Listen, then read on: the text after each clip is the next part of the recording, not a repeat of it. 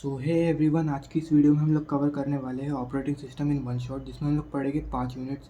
First unit है introduction to OS, जिसे हम लोग बोलेंगे operating system. Then process synchronization and deadlock, unit 2 रहेगा हमारा। यूनिट 3 रहेगा हमारा मेमोरी मैनेजमेंट। यूनिट 4 में पढ़ रहे होंगे हम लोग स्टोरेज मैनेजमेंट। एंड यूनिट 5 में हम लोग पढ़ेंगे advance OS. And I hope कि ये वीडियो आपके लिए काफ़ी हेल्पफुल रहेगी। So let's begin with unit 1, that is introduction to OS. So unit 1 है हमारे पास इंट्रोडक्शन टू ऑपरेटिंग सिस्टम। सबसे पहले हम लोग इसकी डेफिनेशन देखेंगे। ओएस क्या है? ओएस एक सॉफ्टवेयर है जो इंटरफेस प्रोवाइड करता है between user and computer hardware. इसका एक और फंक्शन होता है, ये मैनेज करता है रिसोर्सेज जो कंप्यूटर के साथ यूज़ हो रहा है एंड जो भी हार्डवेयर यूज़ हो रहा है। अब इसे एक एग्जांपल के थ्रू समझते हैं। फॉर एग्जांपल मेरे पास एक एसएसडी है। एसएसडी कुछ इस तरीके की दिखती है, जो कि एक टाइप का हार्डवेयर है।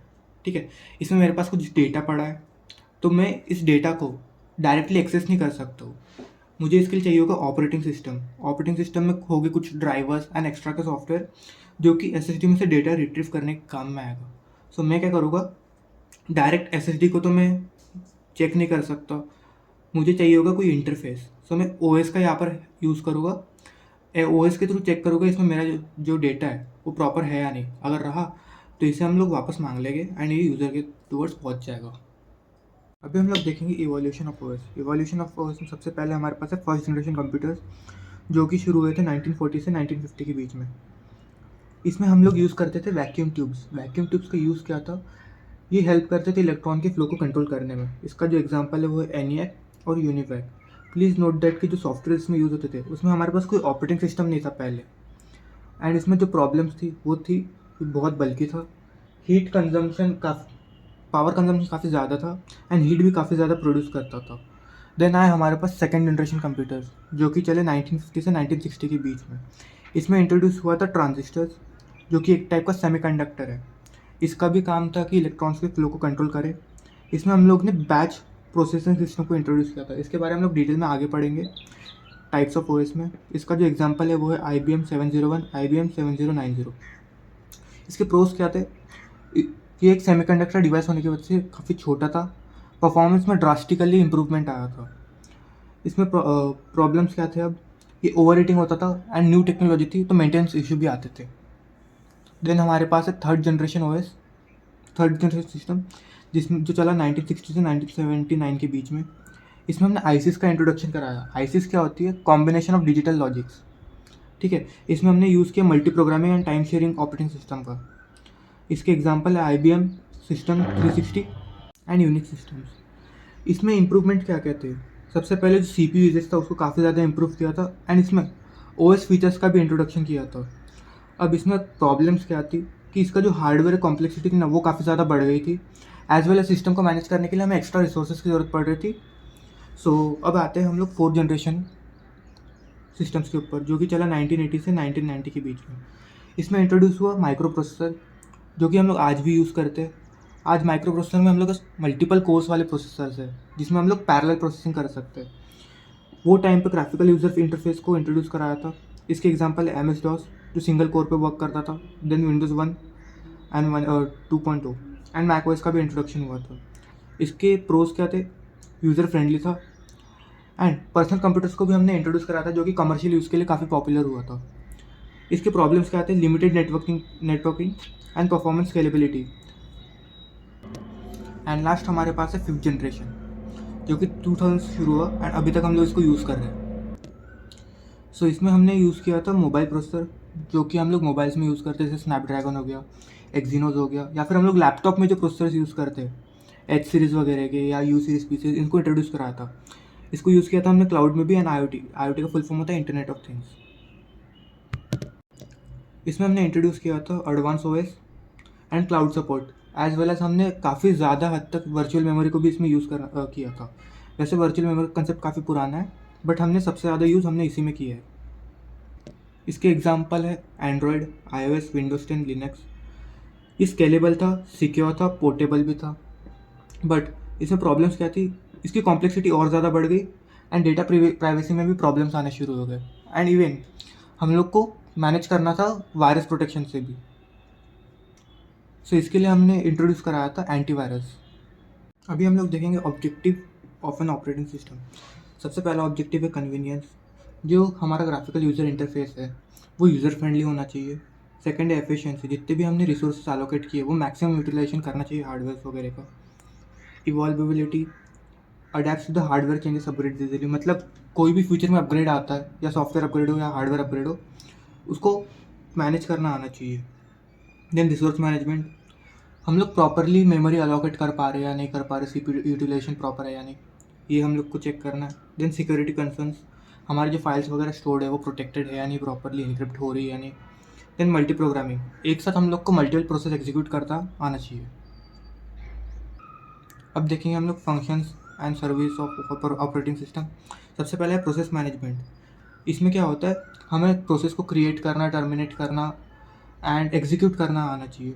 Then memory management, manage RAM, virtual memory allocation and deallocation, मतलब प्रोसेस को कैसे एलोकेट करना है एंड एलोकेट करना है, ये मेमोरी मैनेजमेंट देखेगा। देन फाइल सिस्टम मैनेजमेंट, ये चेक करेगा कि फाइल किस तरीके से ऑर्गेनाइज होगी, मैनेज कैसे होगी, स्टोर कैसे होगी एंड एक्सेस एंड सिक्योरिटी का कंसर्न कैसे रहेगा उसमें। देन डिवाइस मैनेजमेंट हम लोग देख रहे होंगे, controls input output devices using drivers, manage buffering and scheduling.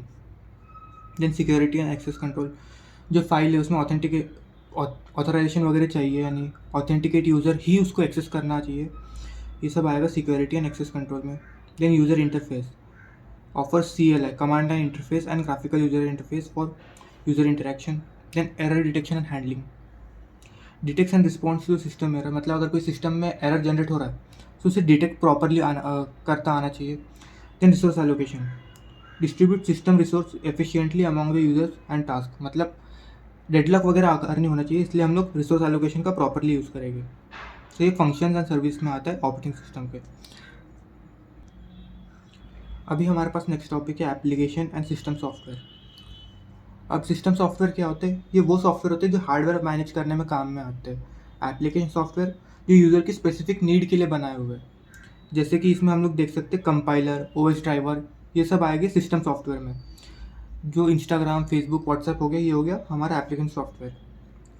जो सिस्टम सॉफ्टवेयर है वो बैकग्राउंड में वर्क कर सकता है, एप्लीकेशन सॉफ्टवेयर को डायरेक्ट करना होता है यूज़र से। इसके एग्जांपल है OS ड्राइवर्स, यूटिलिटी, इसके एग्जांपल है वर्ड, एक्सेल, ब्राउज़र। इस सिस्टम के ऊपर इंडिपेंडेंट होता है बट एप्लीकेशन सॉफ्टवेयर डिपेंडेंट होता है।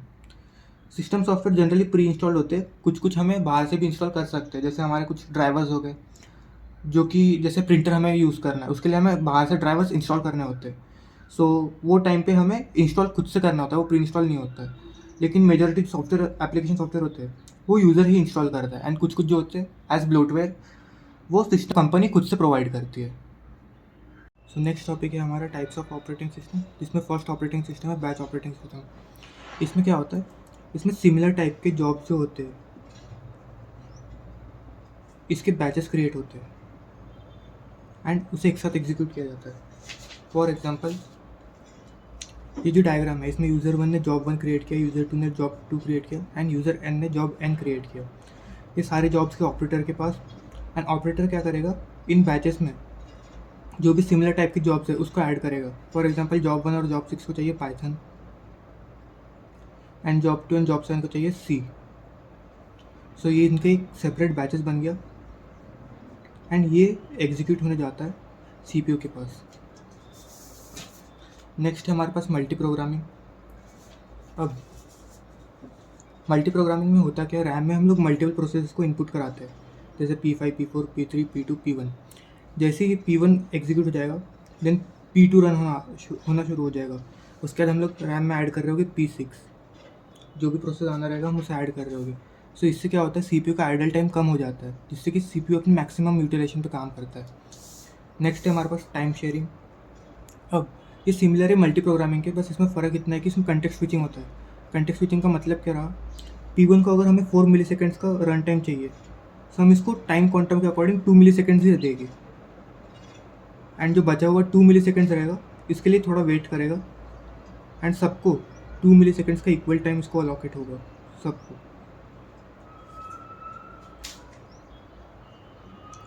अब किसी प्रोसेस को अगर चाहिए 1 मिली सेकेंड, जैसे P5 को हम लोग अज्यूम करते हैं 1 मिली सेकेंड चाहिए, तो ये 1 मिली सेकेंड का टाइम क्वांटम लेके रन कंप्लीट हो जाएगा, ठीक है।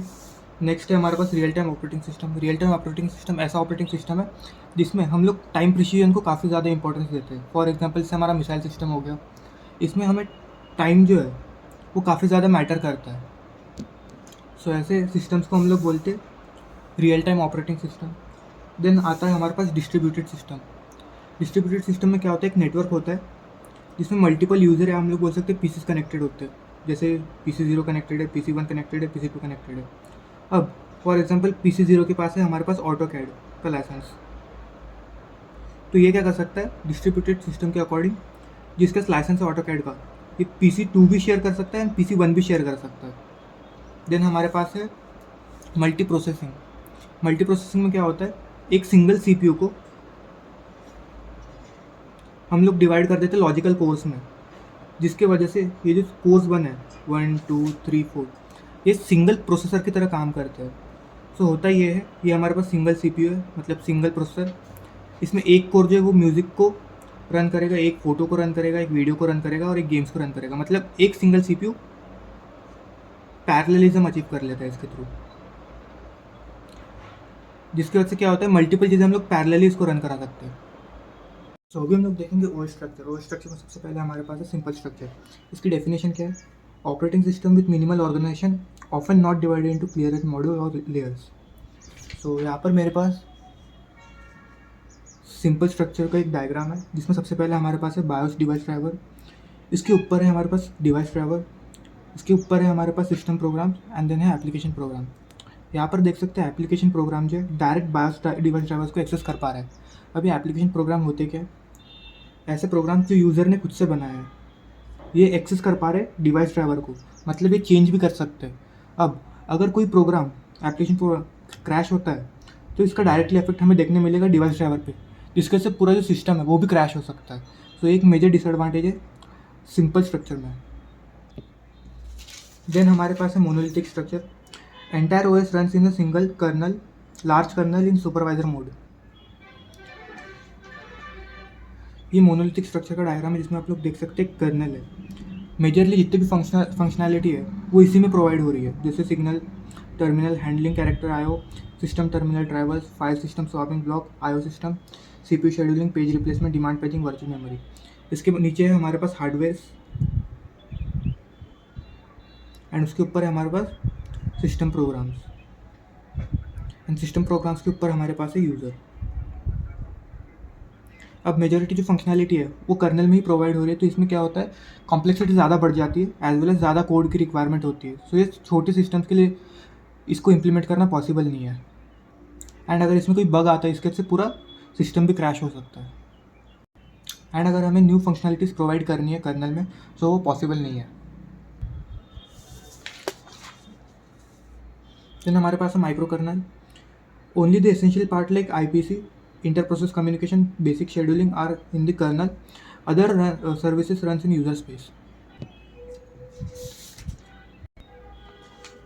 So यहाँ पर देख सकते हैं मेरे पास 3 मेजर कंपोनेंट्स है। सबसे पहले user mode, then kernel mode and then hardware. Micro kernel जो है वो इंटरेक्ट कर रहा होगा हार्डवेयर के साथ, एंड इसमें हम लोग देख सकते हैं inter process communication, memory management and CPU scheduling के अलावा इसमें कुछ नहीं है कर्नल में। एंड जो भी हमें एक्स्ट्रा फंक्शनलिटीज़ प्रोवाइड करनी है वो हमारे पास यूज़र मोड में पहले से है। अब कर्नल जो कम फंक्शनैलिटी प्रोवाइड कर रहा है जिसके से कॉम्प्लेक्सिटी है वो जो कॉम्प्लेक्सिटी है वो कम हो गई है, एज वेल एज जो कोड भी है वो भी कम लगेगा, जिसकी वजह से जो छोटे सिस्टम्स है इसमें इम्प्लीमेंट करना ईजी हो जाएगा। नेक्स्ट है हमारे पास layer structure. OS is divided into layers, each build on top of the lower one. So layer structure का जो डायग्राम है कुछ ऐसा है जिसमें लेयर 0 जो हार्डवेयर रिप्रेजेंट करता है, जो सबसे टॉप लेयर रहेगी वो यूज़र इंटरफेस को रिप्रेजेंट कर रहा होता है, मतलब यहाँ यूज़र इंटरेक्ट कर रहा होगा। अब इसमें हमारे पास लेयर 1 है, लेयर 0 और ये आज्यूम करते हैं एक लेयर 2 भी है। सो लेयर 0 जो भी सर्विस प्रोवाइड कर रहा होगा वो लेयर 1 यूज़ कर रहा होगा, एंड वही सर्विस लेयर 2 को वो प्रोवाइड कर रहा होगा। सो लेयर 2 डायरेक्टली इंटरेक्ट नहीं कर सकता 0 के साथ, और ना ही इसके ऊपर के ऊपर वाले को इंटरेक्ट नहीं कर सकता। फॉर एग्जांपल अगर लेयर 2 है सो ये इंटरेक्ट कर पाएगा बस 2 -1 वाली लेयर, मतलब लेयर 1 को, एंड लेयर 2 + 1 मतलब लेयर 3 इसी से इंटरेक्ट कर पाएगा। अब इसमें मल्टीपल लेयर्स है जो कि वर्क करते हैं एब्स्ट्रैक्शन के ऊपर। हमें पता है एब्स्ट्रैक्शन में क्या होता है, जो भी हमारी कॉम्प्लेक्सिटी है वो हिडन रहती है। मतलब जो भी लेयर 1 की कॉम्प्लेक्सिटी है वो लेयर 2 को नहीं दिख रही होगी, वो लेयर 3 को नहीं दिख रही होगी। एंड ये जो स्ट्रक्चर है ये काफ़ी मॉड्यूलर है, जिसके से हम इसमें चेंजेस भी इजीली कर सकते हैं, एज वेल एज डिबगिंग कभी करने की ज़रूरत पड़ी तो हम लोग वो भी कर सकते हैं। नेक्स्ट है हमारे पास ओएस सर्विसेज, जिसमें सबसे पहले system call, interface for user program to request OS service. इसका मतलब क्या हो कि एक इंटरफेस प्रोवाइड कर रहा है यूज़र को जब उसे कोई ओएस की सर्विस चाहिए, जैसे कि रीड, अगर किसी फाइल को रीड करनी है, फॉर किसी फाइल की कॉपी बनानी है, उन सब के लिए। Then interrupt handling, response to hardware software signal, temporary halting the current task to runner handler. अब इसका क्या मतलब हुआ, अभी कोई सिग्नल है जिसके वजह से एक प्रोसेस रुक जा रहा है, मतलब हॉल्ट हो रहा है टेम्पररी बेसिस के लिए, तो उसे हम लोग बोलते हैं interrupt signal.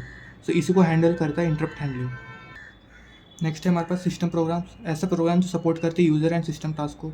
For example file management, compiler, editor, उसे हम लोग बोलते हैं सिस्टम प्रोग्राम्स। देन हमारे पास है kernel versus user space. Kernel space क्या है, एक कोर कंपोनेंट है ऑपरेटिंग सिस्टम का, जिसके पास फुल एक्सेस होता है हार्डवेयर का। अगर हमें हार्डवेयर से कोई सर्विस चाहिए होती है तो हम लोग कर्नल के थ्रू उसे रिक्वेस्ट करते हैं। देन हमारे पास है user space, user application restricted access, use system calls for OS services. ये वो स्पेस है जहाँ यूज़र अपने खुद के एप्लीकेशन से प्रोग्राम डिफाइन करता है। इसके पास हर एक चीज़ का एक्सेस नहीं होता है। अगर इसे एक्सेस चाहिए किसी चीज़ का तो हम लोग इसे सिस्टम कॉल के थ्रू एक्सेस देते हैं। देन है हमारे पास OS generation, process of configuring, compiling and building the OS for specific hardware. अब किसी स्पेसिफिक हार्डवेयर के लिए हमें ओएस डिज़ाइन करना है, सो वो आएगा ओएस जनरेशन में। नेक्स्ट है हमारे पास सिस्टम बूट। सिस्टम बूट में सबसे पहले हम लोग पावर प्रोवाइड करते हैं। पावर प्रोवाइड करने के बाद बायोस बूटेबल डिवाइस ढूंढता है। बूट लोडर मिलते ही वो ऑपरेटिंग सिस्टम का कर्नल मेमोरी लोड करता है। कर्नल सिस्टम कंट्रोल ले लेता है।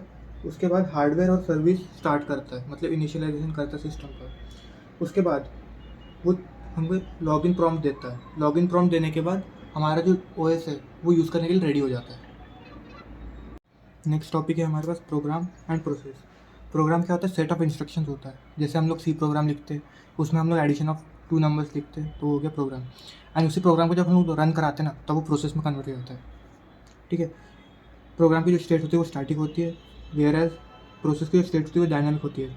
प्रोग्राम को हम लोग स्टोर कर रहे थे डिस्क में, जैसे हम लोग का हार्ड ड्राइव हो गया, SSD हो गया, वो डिस्क होता है।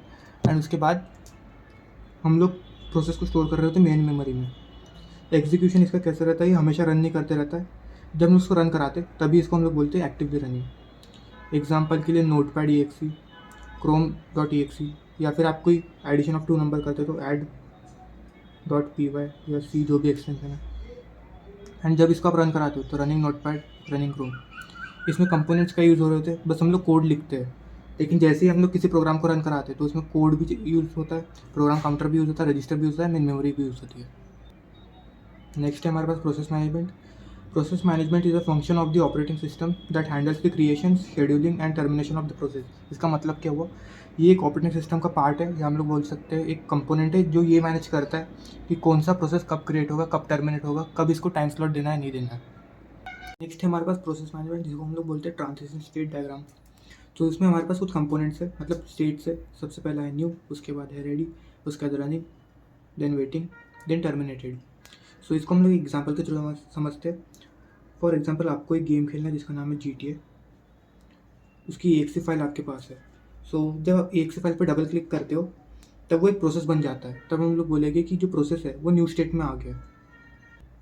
फिर जब गेम लोडिंग स्क्रीन कंप्लीट करके मेन मेन्यू में आता है तब हम लोग बोलेंगे प्रोसेस जो है वो रेडी स्टेट में आ गया है, मतलब रैम में पूरी तरीके से लोड हो गया है। उसके बाद आप गेम को स्टार्ट करते हो। स्टार्ट करने का हम लोग बोलेंगे जो गेम है वो रनिंग स्टेट में आ गया, मतलब प्रोसेस रनिंग स्टेट में आ गया।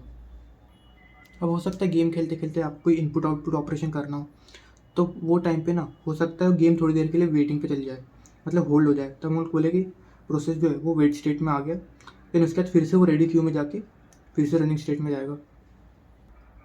अब हो सकता है आप जो ये GTA खेल रहे हो ये किसी गेमिंग प्लेटफॉर्म के से खेल रहे हो, जैसे कि एपिक गेम्स हो गया या फिर स्टीम हो गया, एंड उसमें कोई ग्लिच आ जाता है एंड उसके वजह से गेम ऑटोमेटिकली मेन मेन्यू पे आ जाता है।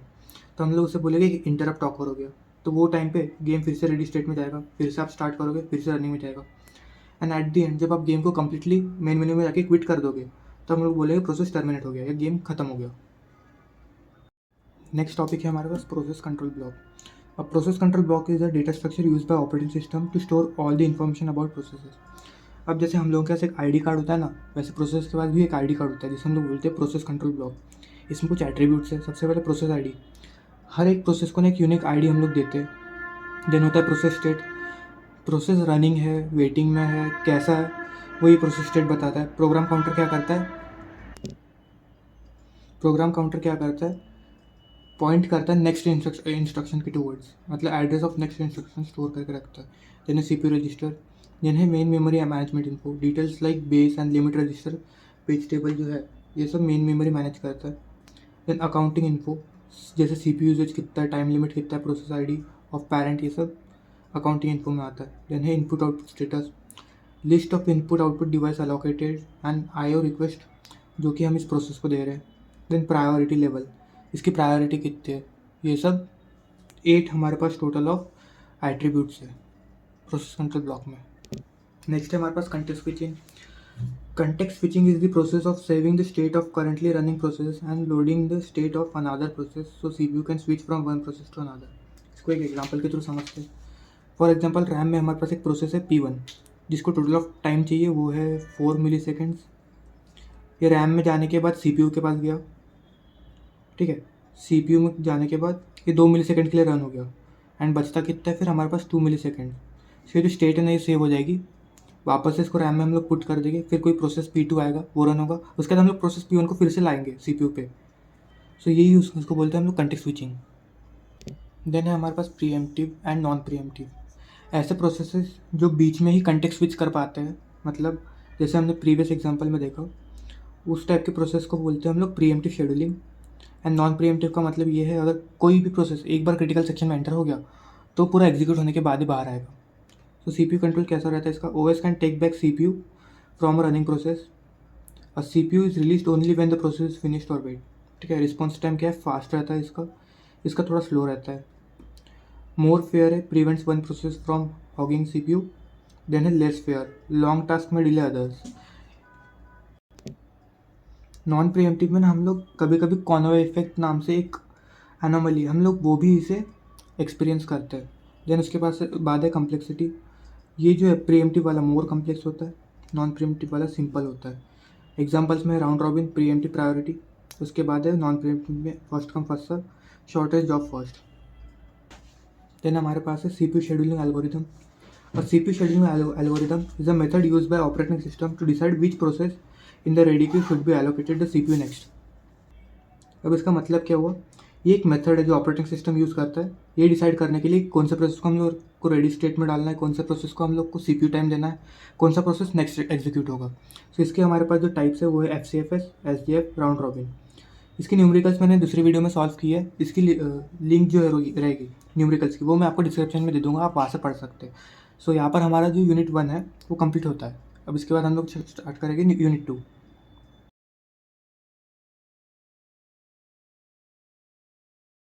यूनिट 2 है हमारे पास प्रोसेस सिंक्रोनाइजेशन एंड डेडलॉक, जिसमें सबसे पहला टॉपिक है प्रोसेस सिंक्रोनाइजेशन. अब प्रोसेस सिंक्रोनाइजेशन क्या है, ये एक टेक्निक है जिसके थ्रू हम लोग कंट्रोल एंड कोऑर्डिनेट कर पाते हैं मल्टीपल कॉन्करेंट प्रोसेसेस को. ठीक है. इसमें हमारे पास 2 टॉपिक्स है, सब टॉपिक्स मतलब cooperating process and race condition. Cooperating processes क्या होता है, processes that share data and resources to achieve a common goal. अब इसका क्या मतलब हुआ, फॉर एग्जांपल हमारे पास कुछ प्रोसेस है, जैसे प्रोसेस P1 है, प्रोसेस P2 है. ये दोनों कुछ सेम रिसोर्सेज को शेयर कर रहे हैं. अब ये रिसोर्सेज वेरिएबल भी हो सकता है, मेमोरी भी हो सकता है, कुछ भी हो सकता है. ठीक है. In order to achieve a common goal, तब इसे बोलेंगे हम लोग कोऑपरेटिंग प्रोसेसेस. नेक्स्ट है हमारे पास race condition. Occurs when multiple processes access share data simultaneously and the final result depend on the order of execution. अब इसका क्या मतलब है, फॉर एग्जांपल हमारे पास प्रोसेस P1 है एंड प्रोसेस P2 है. ये कोई एक x नाम का वेरिएबल है जो दोनों एक्सेस करना चाहते हैं एंड वो भी साइमल्टेनियसली. एंड जो x की जो रिजल्ट रहेगी ना वो डिपेंड करेगा कि कौन सा प्रोसेस पहले रन हो रहा है. अगर प्रोसेस P1 रन होगा सबसे पहले तो इसका x का कुछ और वैल्यू आएगा, एंड प्रोसेस P2 जब रन हो रहा होगा पहले तो x की कुछ और वैल्यू आएगी. इसे हम लोग एग्जाम्पल के थ्रू समझते हैं। हमारे पास एक पाइथन का कोड है जिसमें हमारे पास दो प्रोसेस है, process P1 and process P2। ठीक है, इसमें हम लोग देखते कर क्या रहे हैं। सबसे पहले हमने एक वेरिएबल 1 क्रिएट किया जिसे हम लोग जो नाम देते हैं var1। इसमें हमने काउंट की वैल्यू को इनिशियलाइज़ कर दिया। काउंट की वैल्यू क्या है इसमें? 0। हम लोग बोल सकते हैं var1 की वैल्यू क्या है अभी के लिए? 0। ठीक है, var1 में हमने क्या कर दिया? +1 कर दिया, तो var1 की वैल्यू अब क्या हो गई? +1। ठीक है, तो ये 0 + 1 1 हो गया। देन हमने इसमें टाइम डिले ऐड कर दिया 1 सेकेंड का, एंड देन काउंट में हमने var1 की वैल्यू को पुट कर दिया। ठीक है, अब हम लोग देखेंगे प्रोसेस P2 में क्या कर रहे हैं। हमने एक var2 वेरिएबल 2 हमने क्रिएट किया है जिसमें हम लोग काउंट की वैल्यू डाल रहे हैं। इसमें भी काउंट की वैल्यू क्या जाएगी? 0। तो var2 में भी क्या रहेगी वैल्यू? कल 0। var2 में ना हम लोग एक माइनस कर रहे हैं, तो इसकी वैल्यू क्या हो जाएगी? 0 - 1 -1। इसमें भी हमने टाइम डिले डाल दिया 1 सेकंड का, एंड आखिरी में क्या कर रहे हैं? काउंट पे हम लोग वैल्यू डाल रहे हैं var2 की। तो इसे हम लोग एग्जीक्यूट करके देखते हैं कैसा होगा। सबसे पहले ये लाइन एग्जीक्यूट होगी var1, जिसमें हमारे पास काउंट की वैल्यू आ जाएगी। वैल्यू आने का ये हो जाएगा 0, var1 = 0। देन हम ये वाली लाइन एग्जीक्यूट होगी, तो इसमें क्या होगा? var1 की जो वैल्यू है ना अभी 0 है, इसमें +1 ऐड हो जाएगा, तो var1 की वैल्यू हो जाएगी 1। हम लोग इसमें अब ऐड कर देंगे डिले। अब डिले की वजह से क्या हो गया? ये प्रोसेस जो है 1 सेकंड के लिए रुक जाएगा। ठीक है, अब हमारा प्रोसेसर क्या करेगा? वो 1 सेकंड के लिए वेट नहीं करेगा, रादर वो दूसरे प्रोसेस पे शिफ्ट हो जाएगा, क्योंकि हमें क्या करना है? CPU का यूटिलाइजेशन मैक्सिमम करना है। तो तब हम लोग आ जाएगी प्रोसेस P2 पे। यहाँ पर क्या होगा? var2 में काउंट की वैल्यू आ जाएगी जो अभी भी 0 है, तो var2 की वैल्यू 0 हो गई। var2 में हम लोग -1 कर देंगे, तो var2 की वैल्यू भी हो जाएगी -1। एंड हमने क्या कर दिया? इसमें डिले ऐड कर दिया 1 सेकंड का। अब ये प्रोसेस जो है 1 सेकंड के लिए रुक जाएगा, लेकिन हमारा प्रोसेसर रुकेगा क्या? नहीं, वो P1 के पास वापस से आ जाएगा। एंड अभी हम ये वाली लाइन एग्जीक्यूट होगी, फोर्थ वाली, तो काउंट में क्या वैल्यू आ जाएगी? var1 की वैल्यू आ जाएगी। var1 की वैल्यू क्या है? 1, तो 0 से हो जाएगा 1। ठीक है, अब ये पूरा जो प्रोग्राम है, मतलब प्रोसेस है, ये एग्जीक्यूट हो चुका है। अब हम लोग P2 की लास्ट वाली जो लाइन है इसे एग्जीक्यूट करना बचा है, तो हम लोग अभी इसे एग्जीक्यूट करेंगे। तो काउंट में क्या आ जाएगा? var2 की वैल्यू। var2 की वैल्यू क्या है? -1। ये 1 जो है ये हो जाएगा -1। ठीक है, काउंट की फाइनल वैल्यू हमें क्या मिल रही है? वो मिल रही है -1। ठीक है, बट ये जो आंसर है ना -1, ये रॉन्ग है एक्चुअली। अब क्यों रॉन्ग है? ये हम लोग दोनों प्रोसेस को अगर हम लोग ठीक से देखें तो हम लोग इसमें क्या कर रहे हैं? 0 में +1 एंड -1 कर रहे हैं, जिसका आंसर आना चाहिए 0। लेकिन इसमें ऐसा नहीं हो रहा है, इसमें आंसर तो -1 आ रहा है। अब ऐसा क्यों हुआ? क्योंकि हमने P1 को पहले एग्जीक्यूट किया। अगर हम लोग P2 को पहले एग्जीक्यूट करते ना तो आंसर 1 आ जाता, काउंट का वैल्यू 1 आता। यही जो एनोमिलिटी है इसे हम लोग बोलते हैं रेस कंडीशन, जहाँ प्रोसेस की एग्जीक्यूशन के ऊपर डिपेंड करता है कि हमारा जो फाइनल रिजल्ट है वो क्या आएगा। नेक्स्ट है हमारे पास क्रिटिकल सेक्शन प्रॉब्लम। अब ये क्या बोलता है? अगर हमारे पास जो मल्टीपल प्रोसेसेस है, जैसे P1 हो गया, P2 हो गया, P3 हो गया, क्रिटिकल सेक्शन प्रॉब्लम ये इंश्योर करता है कि एट ए टाइम इनमें से कोई एक ही प्रोसेस रिसोर्स को मॉडिफाई या एक्सेस कर सकता है in order to avoid inconsistency and sync problem। अब सोल्यूशन की रिक्वायरमेंट्स क्या क्या रहेगी इसके? सबसे पहला mutual exclusion. At a time हम लोग क्रिटिकल सेक्शन में कोई एक ही प्रोसेस को एंटरटेन कर सकते हैं। देन हमारे पास है प्रोग्रेस।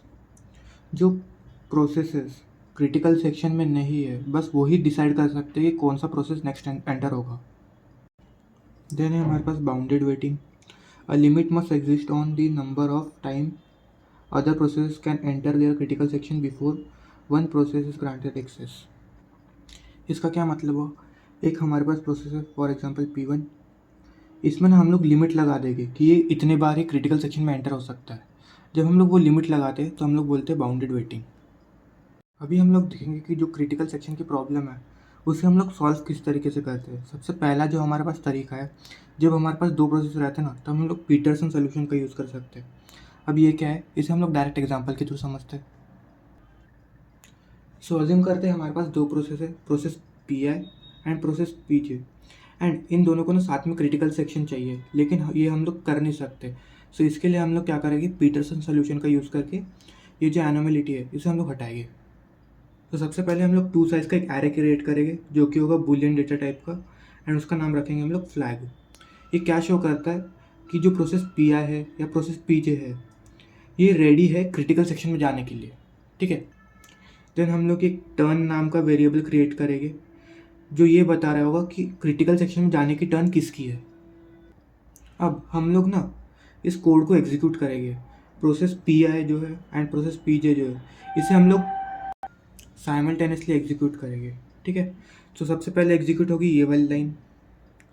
डू स्टेटमेंट में आने के बाद सबसे पहले flag of I equals to true execute होगा, ठीक है। सो फ्लैग ऑफ आई की वैल्यू क्या हो गई 2। देन ये वाली स्टेटमेंट एग्जीक्यूट होगी, flag of J equals to true, ठीक है। अब दोनों जो वैल्यूज़ है हमारे पास फ्लैग में उन दोनों की वैल्यू ट्रू है, ठीक है। अब हम लोग एग्जीक्यूट कराएंगे टर्न इक्वल्स टू जे। तो टर्न की वैल्यू अभी क्या है, जे है, ठीक है। देन हम लोग इसे एग्जीक्यूट कराएंगे। सो अब टर्न की वैल्यू क्या हो गई, यहाँ आई हो गई। तो टर्न की वैल्यू जे से हम लोग के पास आ गई आई। अब यहाँ पर ना किसी को डाउट भी हो सकता है कि हमने पी आई वाले प्रोसेस में टर्न इक्वल्स टू जे क्यों किया एंड पी जे वाले में टर्न इक्वल्स टू आई क्यों किया। पीटरसन एल्गोरिदम को ना हम हम्बल एल्गोरिदम भी बोलते हैं। जब हम लोग पी आई की जो प्रोसेस में कोड्स है उसे रन कर रहे होते हैं ना, तो ये बोलता है कि ठीक है अपन ना टर्न जे को दे देते हैं, एंड पी जे वाला जो प्रोसेस का कोड है उसे उसमें जो टर्न है वो बोलता है कि हम लोग आई को पहले चांस दे देते हैं, ठीक है। लेकिन हमें हमारा जो सी पी यू है उसमें कुछ सेकंड का डिले हो सकता है।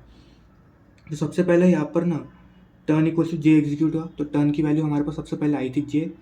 उसके 1 मिलीसेकंड बाद हो सकता है turn equals to I execute हो गया, तो यहाँ पर जे कट होके आई आ गई टर्न में। सो अभी एग्जीक्यूट होगा हमारा ये वाला statement, while flag of j and turn equals to j है यानी। सो यहाँ पर टर्न की वैल्यू क्या है, आई है, तो ये कंडीशन यहाँ पर फॉल्स हो गई। एंड हमें पता है ट्रू में ना दोनों की वैल्यू 1 1 आनी चाहिए तभी ये स्टेटमेंट ट्रू होती है, लेकिन ये तो फॉल्स हो गया। तो अब क्या होगा, ये नीचे आ जाएगा। नीचे आने के बाद यहाँ पर जो भी क्रिटिकल सेक्शन का कोड आप लोगों ने लिखा होगा वो एग्जीक्यूट होगा।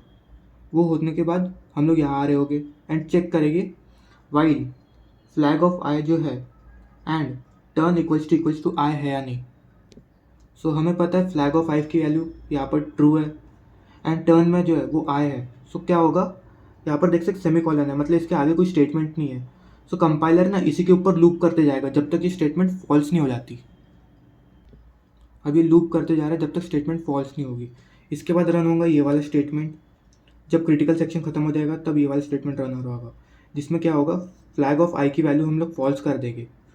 फॉल्स करने के बाद क्या होगा, रिमाइंडर वाला सेक्शन है वो चलेगा एंड हमारा जो कोड है वो ख़त्म हो जाएगा, ठीक है। उसके बाद फ्लैग ऑफ आई की वैल्यू जब फॉल्स हो जाएगी ना, तब हम लोग इस वाइल में वापस से आएंगे। फ्लैग ऑफ आई की वैल्यू क्या हो गई, फॉल्स हो गई, तो ये जो स्टेटमेंट है ये पूरा फॉल्स हो गया।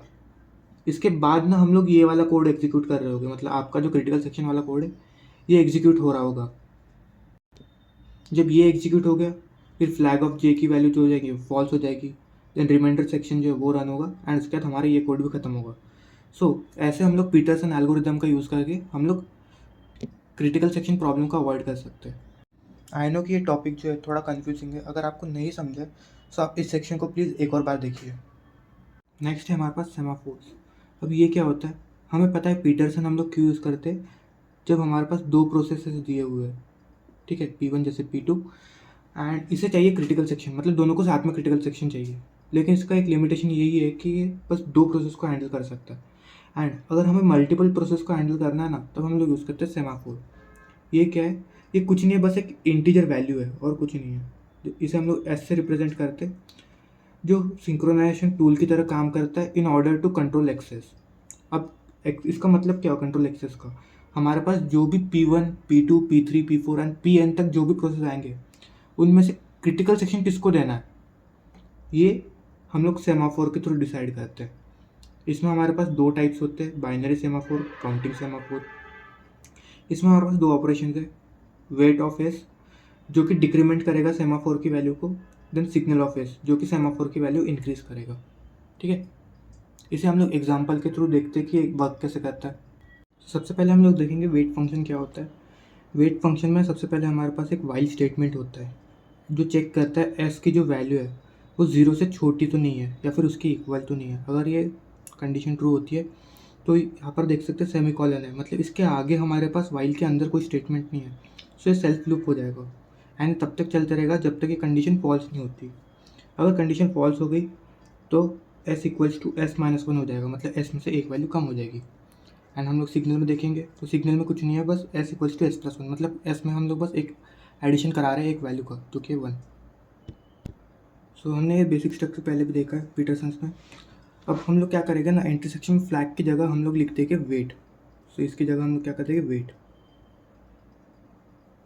एंड एग्जिट में हम लोग सिग्नल को डाल देंगे।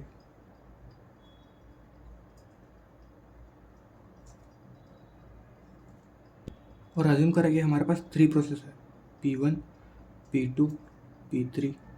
सबसे पहले हमें P1 को एग्जीक्यूट कराना है। सो हम लोग इसके लिए क्या बना लेंगे, एक इंट सेमाफोर बना लेंगे जिसकी वैल्यू हम लोग इनिशियलाइज करेंगे 1 से। ठीक है, सबसे पहले डू वाइल लूप एग्जीक्यूट होगा हमारा, इसके अंदर पे आएगा तो इंटरसेक्शन एग्जीक्यूट होगा जिसमें हम लोग को मिल रहा होगा वेट एस। तो यहाँ पर हम लोग चेक करेंगे P1 के लिए हम लोग एग्जीक्यूट करा रहे, सो एस की वैल्यू क्या है यहाँ पर 1। सो वाइल में पहले चेक होगा एस की वैल्यू 0 या उससे छोटी तो नहीं है, तो ये कंडीशन फॉल्स है तो ये रन नहीं होगा। और फिर इसके बाद ये वाला स्टेटमेंट रन हो जाएगा S equals to S minus one. तो एस माइनस वन करने के बाद एस की वैल्यू क्या हो जाएगी, यहाँ 0 हो जाएगी। ठीक है, एस की वैल्यू 0 हो गई। P1 जो है क्रिटिकल सेक्शन में चला गया।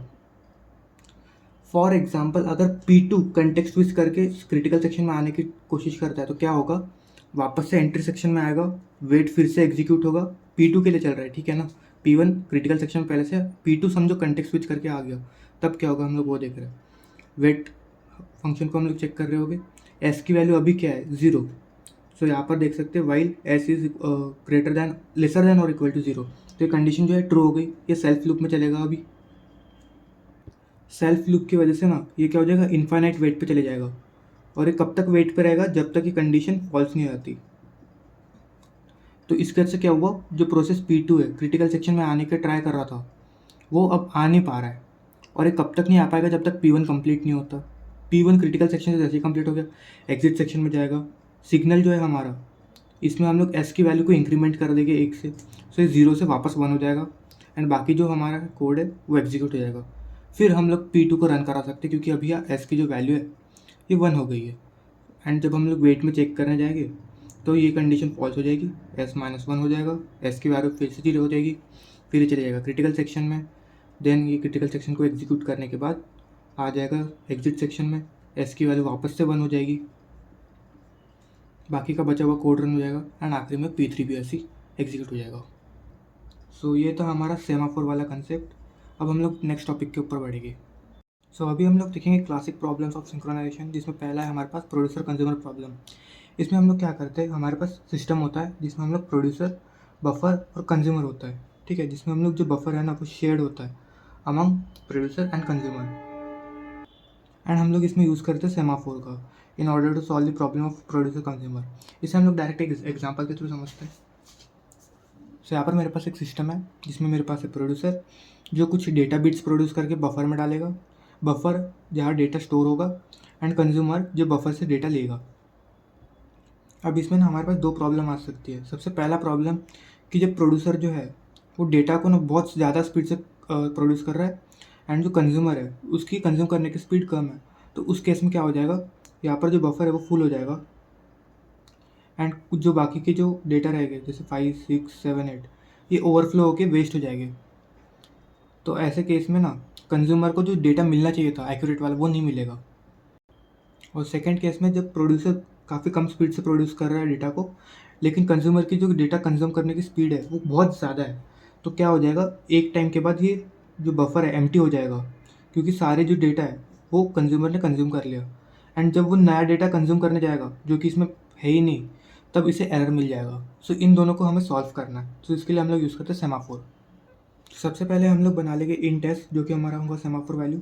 उसके बाद हम लोग एक एम्प्टी नाम से एक वेरिएबल बना लेंगे जो कि इंट टाइप का होगा, जिसमें हम लोग स्टोर कर रहे होंगे बफर की साइज़। बफर की साइज़ यहाँ क्या है 1 2 1 2 3 4, तो यहाँ पर एन की जगह ना हम लोग 4 लिख लेंगे अभी के लिए। देन एक और इंट बना लेंगे जो ये दिखा रहा होगा कि बफर जो है वो फुल है या नहीं। सो यहाँ पर अभी देख सकते हो बफर फुल नहीं, इसलिए इसकी वैल्यू हमारे पास 0 है। तो सबसे पहले हम लोग प्रोड्यूसर वाला कोड रन करेंगे, जिसमें सबसे पहले हम लोग के पास आएगा वाइल टी। वाइल टी का मतलब क्या है? While true. जब तक हमें रन कराना हम लोग करा सकते हैं, मतलब जब तक हमें कुछ प्रोड्यूस कराना तब तक करा सकते हैं। सबसे पहले हमारा स्टेटमेंट आएगा प्रोड्यूस, ये रन होगा जिससे कुछ प्रोड्यूस होने वाला होगा। देन हम लोग क्या करेंगे, वेट स्टेट में लेके जाएंगे एम्प्टी को। अब हमने लास्ट टाइम पढ़ा था, जब हम लोग वेट में लेके जाते हैं सेमाफोर की वैल्यूज़ को, तो वो एक से माइनस हो जाता है। सो यहाँ पर एक से माइनस कर देगा तो ये हो जाएगा 3। ठीक है, वेट एस की वैल्यू को अभी हम लोग कर देंगे 0। देन अभी इसने जो भी वैल्यू प्रोड्यूस की होगी ना, इसे हम लोग बफर में अपेंड करा देंगे। ये हो गया अपेंड। देन सिग्नल, सिग्नल का मतलब क्या है? +1। सो एस की वैल्यू है +1 हो जाएगी, 0 से +1। And signal full, so full की जो वैल्यू है वो 1 हो जाएगी। अब ये क्यों हुआ? क्योंकि यहाँ पर हम लोग देख सकते हैं 3 एम्प्टी है हमारे पास, 1 2 3 एम्प्टी है, एंड एक जो है ये फुल हो गया है, तो इसलिए हमने फुल को 1 कर दिया है। अब हम लोग देखेंगे कंज्यूमर वाला कोड, वाइल ट्रू, जब तक चलाना चला सकते हैं। देन हम लोग क्या करेंगे, वेट ऑफ फुल। सो अभी पता है कंज्यूमर क्या करेगा, डेटा बिट जो है इसे कंज्यूम करेगा। सो वेट ऑफ फुल का मतलब क्या है, हमें ब्लॉक एम्प्टी करना है। सो वेट में हम लोग क्या कर देंगे, 0। देन यहाँ पर है weight of S. Weight of S में हम लोग एस की वैल्यू 1 से माइनस कर देंगे, सो ये हो जाएगा 0। अब यहाँ पर ना जैसे ही हमने माइनस कर दिया और 0 आ गया, तो प्रोड्यूसर वाला कोड ना रन नहीं हो पाएगा, क्योंकि जैसे ही ये वेट ऑफ एस में जाएगा, सो एस की वैल्यू से मिल जाएगी 0। एंड हमने पढ़ा था अगर वैल्यू 0 या उससे नीचे होती है तो ये वाइल लूप में चले जाता है, जो कि जब तक स्टेटमेंट चेंज नहीं होता है, या फिर हम लोग बोल सकते हैं एस की वैल्यू 1 नहीं होती है, तब तक वो वाइल लूप में रहेगा। तब तक हम लोग कुछ अपेंड वगैरह नहीं करा सकते। देन इसके बाद रन होगा टेक। सो यहाँ से जो 1 वैल्यू है ये कंज्यूमर के पास चली जाएगी। Then signal of S, S की वैल्यू वापस 1 हो जाएगी। And then signal of empty, so empty की वैल्यू फिर से +1 हो जाएगी, सो ये वापस से 4 हो जाएगा। तो देख सकते हैं यहाँ पर जो 1 था वो कंज्यूम हो चुका है, तो हमारे पास फिर से 4 एम्प्टी स्पेसेस है, 1 2 3 4। सो यहाँ पर एम्प्टी की वैल्यू वापस से 4 हो गई एंड फुल जो है वो 0 हो गया। नेक्स्ट है हमारे पास डायनिक फिलोसोफर प्रॉब्लम। इसमें ना हमारे पास 5 फिलोसोफर्स रहेंगे। सिंपल वर्ड में बोलते हैं फिलोसोफर का मतलब होता है प्रोसेसर्स। ठीक है, अब इनके पास 2 काम होते करने के लिए, एक तो कि थिंकिंग मतलब सोचना, या खाना ईटिंग। इसमें हमारे पास रिसोर्स रहेंगे फॉक्स जो कि शेयर्ड में आएंगे, एंड हमारे पास ना एक बिस्किट का बाउल होगा।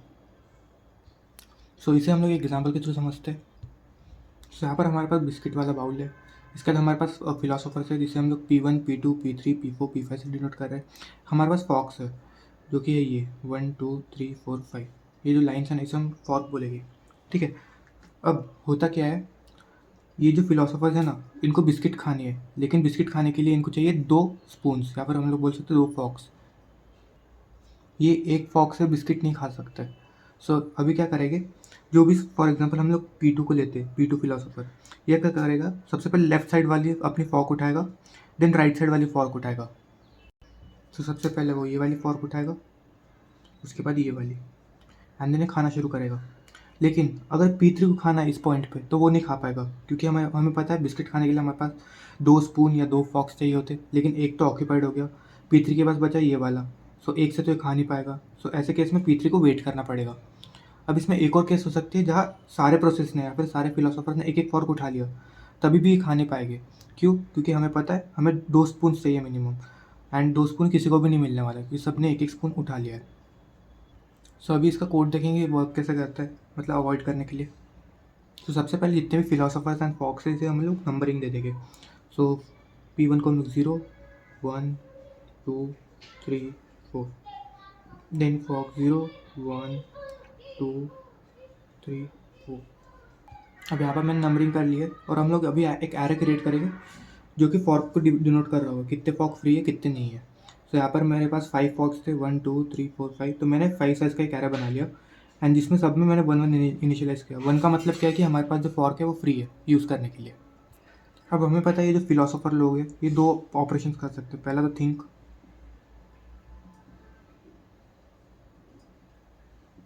दूसरा है ईट। ठीक है, अगर ये थिंक कर रहे हैं तो कोई प्रॉब्लम नहीं, लेकिन ईट कर रहे हैं तो हमें इसे मैनेज करता आना चाहिए। सो अभी हम लोग कोड देखेंगे, इसका कोड कैसे वर्क कर रहा है। अज्यूम करें कि हम लोग अभी फिलोसोफर P2 को देख रहे हैं। सो हम लोग आई की वैल्यू क्या लिख देंगे यहाँ, आई मतलब कौन सा फिलोसोफर, ये है P2 जिसकी हमने वैल्यू क्या दी है 1। ठीक है, तो सबसे पहले वाइल ट्रू, जब तक हमें इसको चलाना है हम लोग तब तक चलाएंगे। देन हमारे पास है थिंक।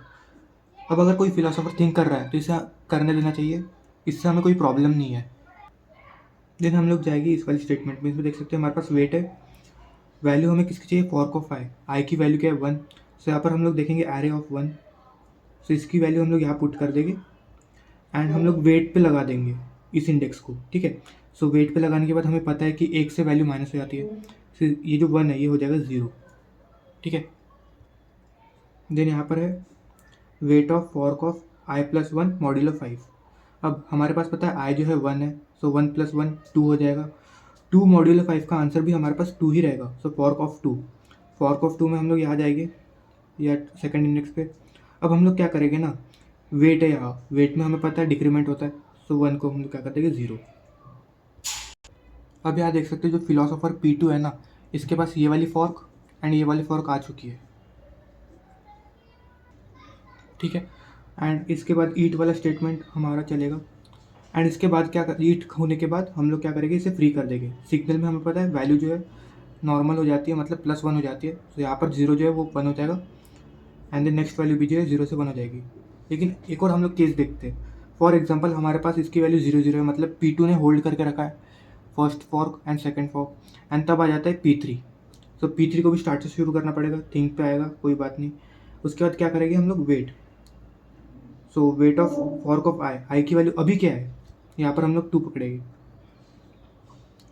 यहाँ पर आ जाएगा फॉर्क ऑफ आई मतलब 2। सो यहाँ पर हम जब हम चेक करेंगे इंडेक्स 2, सो ये तो पहले से 0 है। अब 0 जब भी हमारे पास वैल्यू आती है वेट में, हमें पता है वो वाइल लूप की वजह से इन्फाइनाइट वेटिंग पे चल जाता है जब तक वो स्टेटमेंट चेंज नहीं होता है। सो यहाँ पर जो है P3 वो ईट नहीं कर पाएगा, तो जिसकी वजह से हम लोग अवॉइड कर पा रहे हैं जो डाइनिंग फिलोसोफर की प्रॉब्लम है। नेक्स्ट है हमारे पास रीडर्स राइटर प्रॉब्लम। इसमें क्या होता है ना, हमारे पास रीडर्स होते हैं एंड राइटर्स होते हैं। फॉर एग्जांपल ये मेरे कुछ नोट्स है एंड यहाँ पर हमारे पास 2 रीडर है। ठीक है, अब रीडर राइटर प्रॉब्लम क्या बोलते हैं कि हमारे पास मल्टीपल रीडर्स अलाउड है। 2 लोग अगर मेरे सिंगल नोट को रीड कर रहे हैं कोई बात नहीं, कर सकते हैं।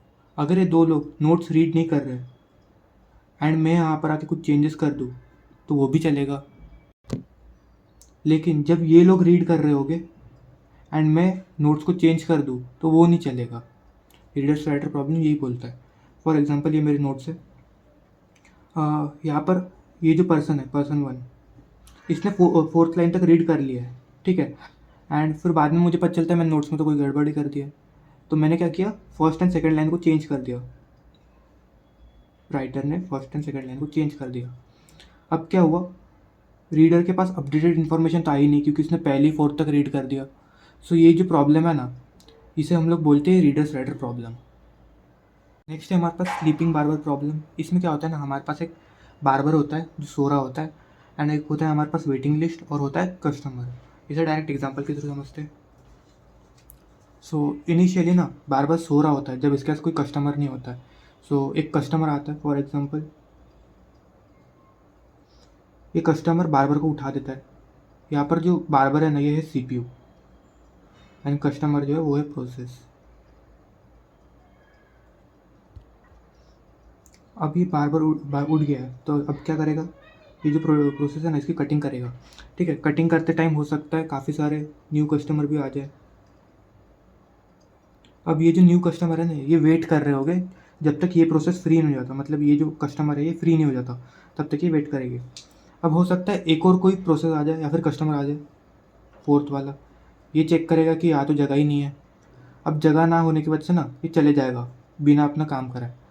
सो यही है reader sleeping barber problem. Next है हमारे पास इंटर प्रोसेस कम्युनिकेशन। अब ये क्या है, ये ना एक मैकेनिज्म है जो अवेलेबल होता है मल्टी कोर CPU में। मल्टी कोर CPU का मतलब क्या हुआ, हमारे पास एक सिंगल CPU है एंड मैंने इसके अंदर कर दिया कुछ लॉजिकल डिवीजन जिसे हम लोग बोलते हैं कोर्स। अब ये जो कोर्स है ना ये सिंगल CPU की तरह काम करेंगे। मतलब हमारे पास एक मेन CPU है, ठीक है, मेन CPU के अंदर मैंने कुछ डिवीजन कर दिया जिसे हम लोग कोर्स बोल रहे हैं, 1 2 3 4। अभी 4 कोर्स है ना, ये 4 अलग अलग CPU की तरह काम कर रहे होंगे। अब इससे होता क्या है, हम लोग मल्टीपल प्रोसेस को एक साथ एग्जीक्यूट कर सकते हैं। अब जब मल्टीपल प्रोसेस को हम लोग एग्जीक्यूट कर रहे हैं एक साथ, तो उसमें कुछ प्रॉब्लम आ सकती है। सो आईपीसी ना यही प्रॉब्लम को रिजॉल्व करता है, मतलब ये एक मैकेनिज्म प्रोवाइड करता है for processes in order to communicate and synchronize with each other. इसके हमारे पास दो मॉडल है। सबसे पहला है शेयर्ड मेमोरी, देन है मैसेज पासिंग। अब इसके हमारे पास वो अलग अलग एग्जाम्पल है। पहला है Unix pipe, message queue, shared memory segment and sockets. अब communication in client server system कैसा होता है, इसमें हम लोग यूज़ करते हैं मैसेज पासिंग।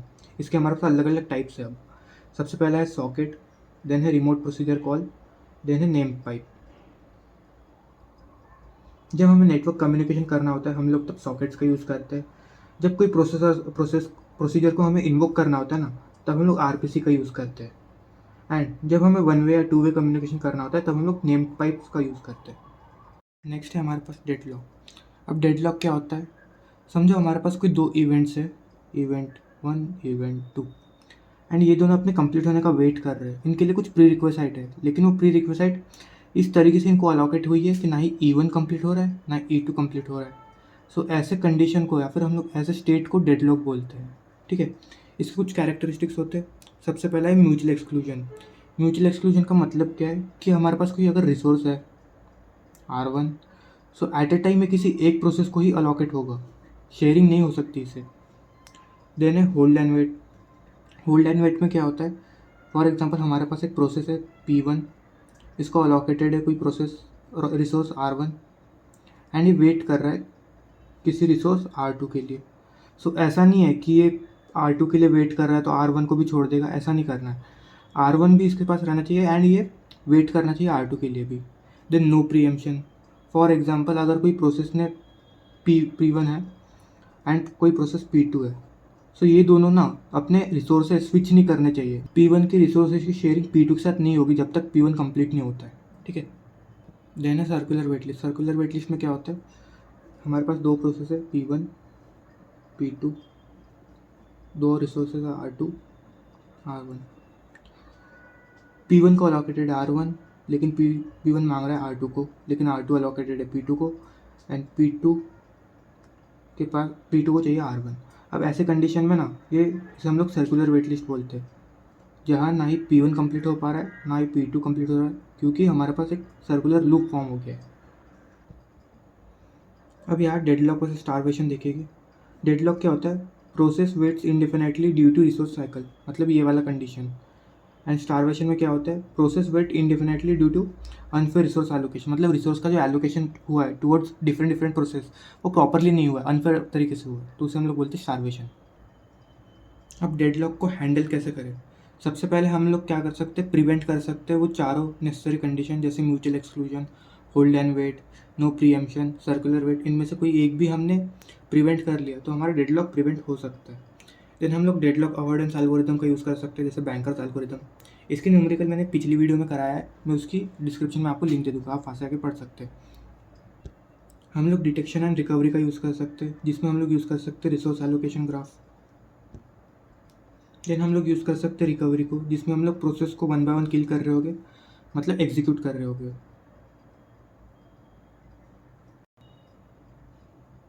देन हम लोग यूज़ कर सकते हैं रिकवरी, जहाँ हम लोग प्रोसेस को वन बाय वन किल कर रहे होगे, एंड हम लोग क्या कर रहे होगे, रिसोर्स को प्रीएम्प्ट कर रहे होगे, मतलब कोई प्रोसेस खत्म होने से पहले ही उसकी रिसोर्स हमने किसी और को एलोकेट कर दी, एंड प्रोसेस को रोल बैक भी कर सकते हैं।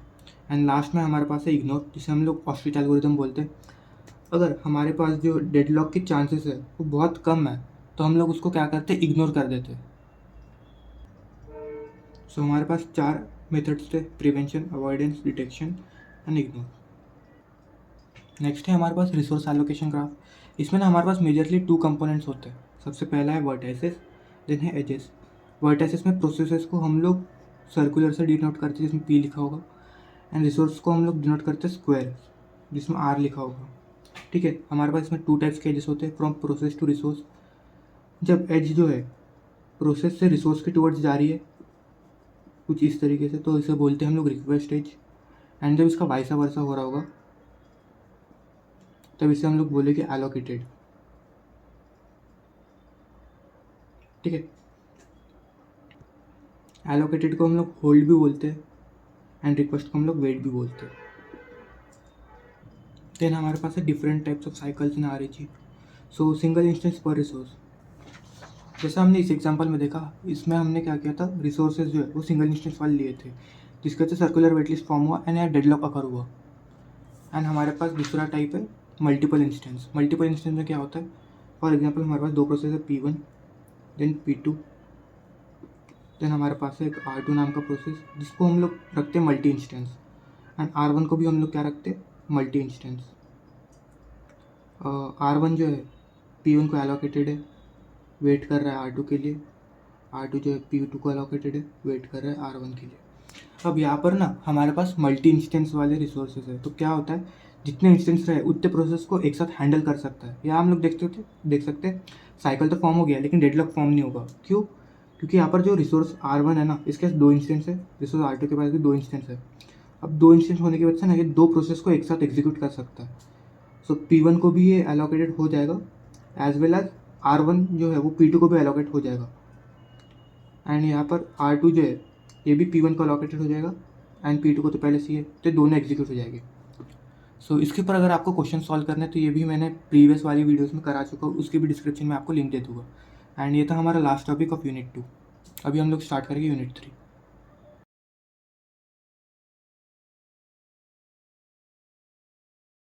यूनिट 3 है हमारे पास मेमोरी मैनेजमेंट, जिसमें सबसे पहले हम लोग देखेंगे डेफिनेशन।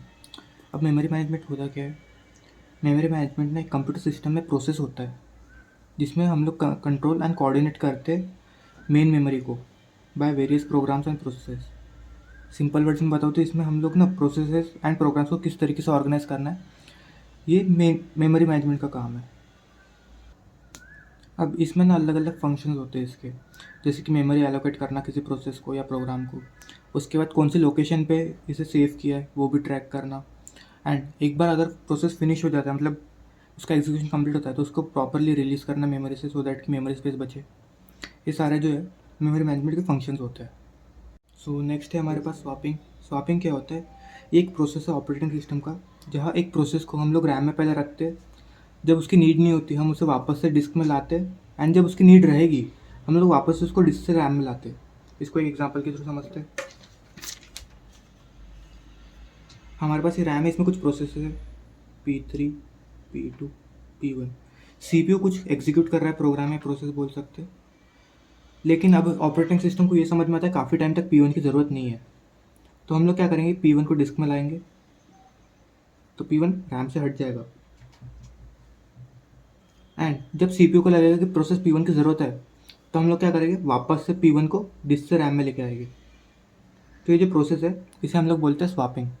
अब इसमें और कंटेक्स्ट स्विचिंग में क्या फ़र्क है, कि हम लोग जो कंटेक्स्ट स्विचिंग में स्वैपिंग करते हैं ना, वो बस रैम से CPU और CPU से रैम के बीच में होता है, लेकिन हम लोग जब स्वैपिंग की बात कर रहे होते हैं तब हम लोग रैम से डिस्क और डिस्क से रैम की बात कर रहे होते हैं। नेक्स्ट है हमारे पास मेमोरी एलोकेशन। इसका क्या मीनिंग होता है, हम लोग जब रैम में कोई प्रोसेस या प्रोग्राम को हम लोग ऐड करते हैं, मतलब उसे स्पेस देते हैं रैम में, तो उसे हम लोग बोलते हैं मेमोरी एलोकेशन। नेक्स्ट है हमारे पास फ्रैगमेंटेशन। फ्रैगमेंटेशन का क्या मतलब होता है, it refers to wasted memory space and it can happen in both internal and external forms. इसको भी एग्जांपल के थ्रू समझते हैं हम लोग। तो यहाँ पर अज्यूम करते हैं हमारे पास एक 4 MB की मेमोरी है, जिसको हमने 1 MB के ब्लॉक्स में डिवाइड किया हुआ है, तो यहाँ 4 ब्लॉक्स बन गए। अब first block and second block fill हो चुका है, लेकिन हमारे पास सेकंड ब्लॉक में ना एक 500 KB का प्रोसेस ही फिल हुआ है, तो इससे क्या हो रहा है, जो 500 KB है ना वो वेस्ट हो जा रहा है।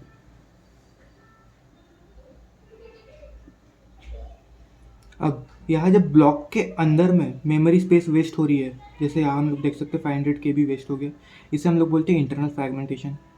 और जब हम लोग सेम चीज़ यहाँ पर भी देखेंगे, 4 MB की रैम है, मेमोरी है, इसको हमने डिवाइड किया 4 ब्लॉक्स में, एंड हमें अब चाहिए 2 MB की स्पेस एक प्रोसेस के लिए, लेकिन यहाँ देख सकते हैं 1 MB ऑक्यूपाइड है, 1 MB ऑक्यूपाइड है, लेकिन यहाँ 1 MB और 1 MB फ्री है। लॉजिकली देखें तो हम लोग इसको प्लेस कर सकते हैं, बट यहाँ पर ना इसको ऑल टुगेदर मतलब कंटिन्यूस फैशन में हमें एक मेमोरी अलोकेट करनी है, तो यहाँ पर हम लोग यहाँ पर भी अलोकेट नहीं कर सकते, यहाँ पर भी नहीं कर सकते।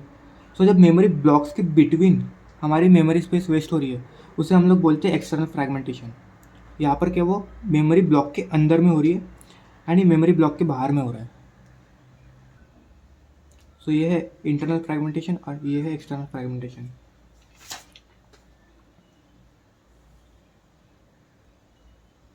यहाँ पर जो स्पेस है वो इनसाइड द ब्लॉक वेस्ट हो रही है एंड ये आउटसाइड द ब्लॉक वेस्ट हो रही है। यहाँ पर फिक्स साइज एलोकेशन होता है या वेरिएबल साइज एलोकेशन होता है। अभी जो हमने एग्जांपल देखा उसमें हमने फिक्स साइज को ही लिया था। देन इसमें a process uses less memory than allocated gaps between memory allocated memory blocks, ठीक है, जैसे हमने अभी देखा था।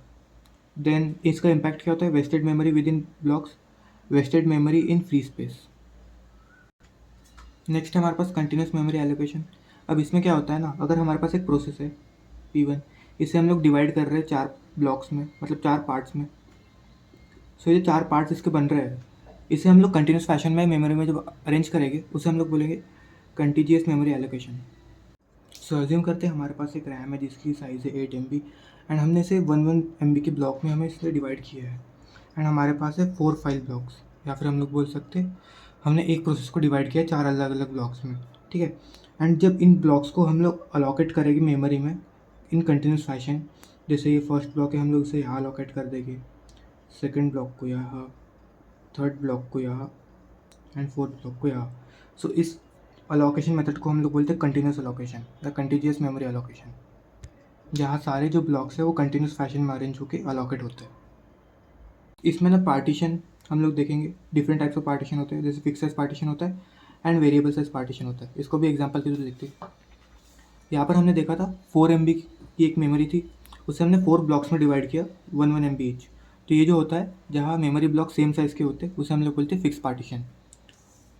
यहाँ पर हमारे पास 20 MB की एक मेमोरी है जिसे हमने वेरिएबल साइज में डिवाइड किया है, जैसे यहाँ 1 है, यहाँ 6 है, यहाँ 4 है, यहाँ 6 है, या 3 है। इसे हम लोग बोलते हैं वेरिएबल साइज पार्टीशन। मतलब जब ब्लॉक्स अलग अलग साइज़ के हो तो उसे हम लोग बोलते हैं वेरिएबल साइज पार्टीशन। नेक्स्ट है हमारे पास पार्टीशन एलोकेशन, जिसमें हमारे पास 4 टाइप्स के पार्टीशन है, first fit, best fit, worst fit, next fit. Direct example की समझते हैं। फॉर एग्जांपल हमारे पास ये एक मेमोरी है एंड एक फाइल है 4 MB की। फर्स्ट फिट में क्या होता है ना, जो भी मेमोरी ब्लॉक लार्ज इनफ होगा इस फाइल को फिट करने के लिए हम लोग उसमें डाल देंगे। सो हम लोग स्टार्टिंग से चेक करेंगे 1 MB छोटा है 4 MB से, तो यहाँ तो फिट नहीं होगा। 6 MB में फिट हो जाएगा क्योंकि 6 MB 4 MB से बड़ा है, तो फर्स्ट फिट के अकॉर्डिंग ये यहाँ प्लेस हो जाएगा। देन हमारे पास है बेस्ट फिट। बेस्ट फिट में क्या होगा ना, सारे ब्लॉक्स हम लोग आइट्रेट करेंगे, जैसे 1 MB 6 4 6 3, इसमें से हम लोग चूज़ करेंगे कि सबसे ज़्यादा बेस्ट फिट में किस में फिट हो रहा है। तो यहाँ देख सकते 4 में फिट हो जाएगा बिना किसी फ्रेगमेंटेशन के। सो बेस्ट फिट में हम लोग जब चेक कर रहे होगे तो 4 MB वाले ब्लॉक में फिट हो रहा होगा। उसके बाद है वर्स्ट फिट। वर्स्ट फिट में क्या होता है, जो भी सबसे बड़ा ब्लॉक है ना उसे हम लोग अलोकेट कर देंगे। जैसे यहाँ देख सकते 6 MB सबसे बड़ा है, तो वर्स्ट फिट में ना 6 MB पे चले जाएगा ये वाला फाइल। एंड नेक्स्ट फिट में क्या होता है, समझो लास्ट में हमने अलोकेट किया 6 MB में, तो ये 6 MB से शुरू करेगा एंड चेक करेगा कहाँ फिट हो रहा है। तो ये जो एक और हम लोग एग्जांपल लेते 3 MB की कोई फाइल है नई वाली, लास्ट में हमने अलोकेट किया 6 MB में, तो अभी हम लोग 6 MB से शुरू करेंगे एंड चेक करेंगे कहाँ फिट हो रहा है। तो ये देख सकते 4 में फिट हो जाएगा ये, तो हम लोग इसको 4 में अलोकेट करते हैं। नेक्स्ट फिट और फर्स्ट फिट ऑलमोस्ट सेम होता है, बस फ़र्क इतना है कि नेक्स्ट फिट में ना लास्ट जो भी अलोकेटेड मेमोरी ब्लॉक है हम लोग उससे शुरू करते हैं सर्च करना। नेक्स्ट है हमारे पास नॉन कंटिन्यूअस मेमोरी एलोकेशन। अब इसमें क्या होता है ना, अगर हमारे पास कोई प्रोसेस है उसको हमने डिवाइड किया और छोटे प्रोसेस में, एंड जब हम उसको मेमोरी अलोकेट करते हैं लेकिन अलोकेशन सेपरेट सेपरेट ब्लॉक्स में हो रहा है, कंटिन्यूस फैशन में नहीं हो रहा है, तो उसे हम लोग बोलते हैं नॉन कंटिन्यूअस मेमोरी एलोकेशन। इसमें 2 टाइप्स होते हैं हमारे पास, पेजिंग होता है एंड सेगमेंटेशन होता है। पेजिंग को हम लोग एक एग्जाम्पल के थ्रू समझेंगे। मेरे पास ये एक बुक है, बुक में हमारे पास सबसे पहले कंटेंट पेज है, ठीक है। अब पेजिंग के लैंग्वेज में ना कंटेंट पेज को हम लोग बोलेंगे पेज टेबल, जहाँ सारे पेजेस की डिटेल लिखी होगी। जैसे यहाँ इंट्रोडक्शन फर्स्ट पे 23 पेज पे, देन ऐसे करके काफ़ी सारे हमारे पास कंटेंट दिए हुए। एंड हम लोग चेक कर सकते हैं यहाँ पर हमारे पास एक पेज नंबर है जो कि एड्रेस होगा पेज फ्रेम का। अब पेज फ्रेम क्या होता है, ये जो डेटा है ना पेजेस में लिखा हुआ है, इसे हम लोग बोलेंगे पेजिंग की लैंग्वेज में पेज फ्रेम।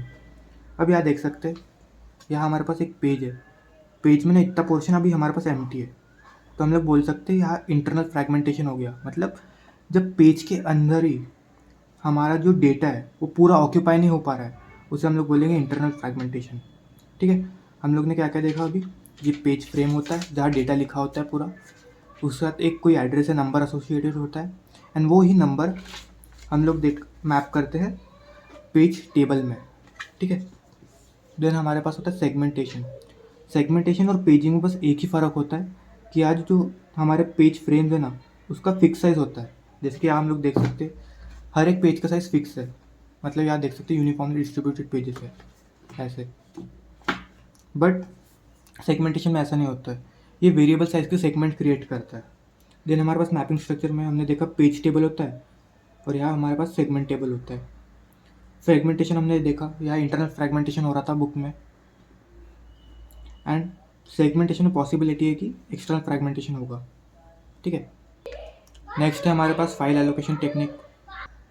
अब इसका क्या मतलब होता है, हम लोग फाइल को किस तरीके से डिस्क में लाइक हार्ड ड्राइव, एसएसडी और फ्लैश ड्राइव में किस तरीके से स्टोर कर रहे हैं, उसे हम लोग बोलते हैं फाइल एलोकेशन टेक्निक। इसमें हमारे पास दो टाइप्स है, एक है इंडेक्स एलोकेशन, एक है लिंक्ड एलोकेशन। दोनों को एग्जाम्पल के थ्रू समझते हैं। अज्यूम करेंगे हमारे पास एक पीडीएफ फाइल है जिसको हमने 4 ब्लॉक्स में फिर से डिवाइड कर दिया, मतलब 4 पार्ट्स में डिवाइड कर दिया। अब हम लोग देखेंगे इंडेक्स एलोकेशन में होता क्या है।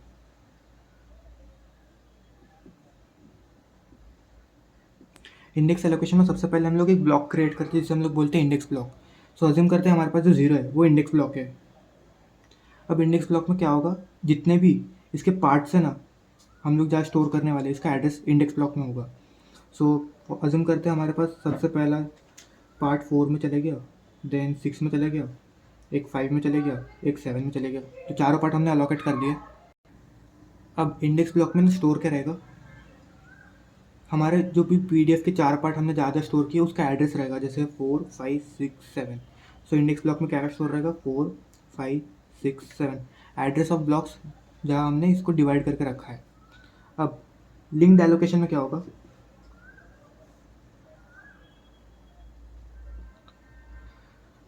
पीडीएफ है 4 पार्ट में हमने डिवाइड करके रखा है, तो अज्यूम करते हैं सबसे पहला पार्ट जो है 1 में स्टोर हो गया, एंड हम लोग यहाँ देख सकते हैं इंडेक्स में मतलब जो ब्लॉक्स है वो 2 हिस्सों में डिवाइडेड है। फर्स्ट में डेटा रहेगा, सेकंड में एड्रेस ऑफ नेक्स्ट ब्लॉक रहेगा, ठीक है। और जो सेकंड पार्ट है इसका हम लोग ने अलोकेट कर दिया 3 में, तो ये पॉइंट करेगा टूवर्ड्स 3। हमने देन नेक्स्ट ब्लॉक अलोकेट कर दिया 4 में, तो ये पॉइंट करेगा टूवर्ड्स 4।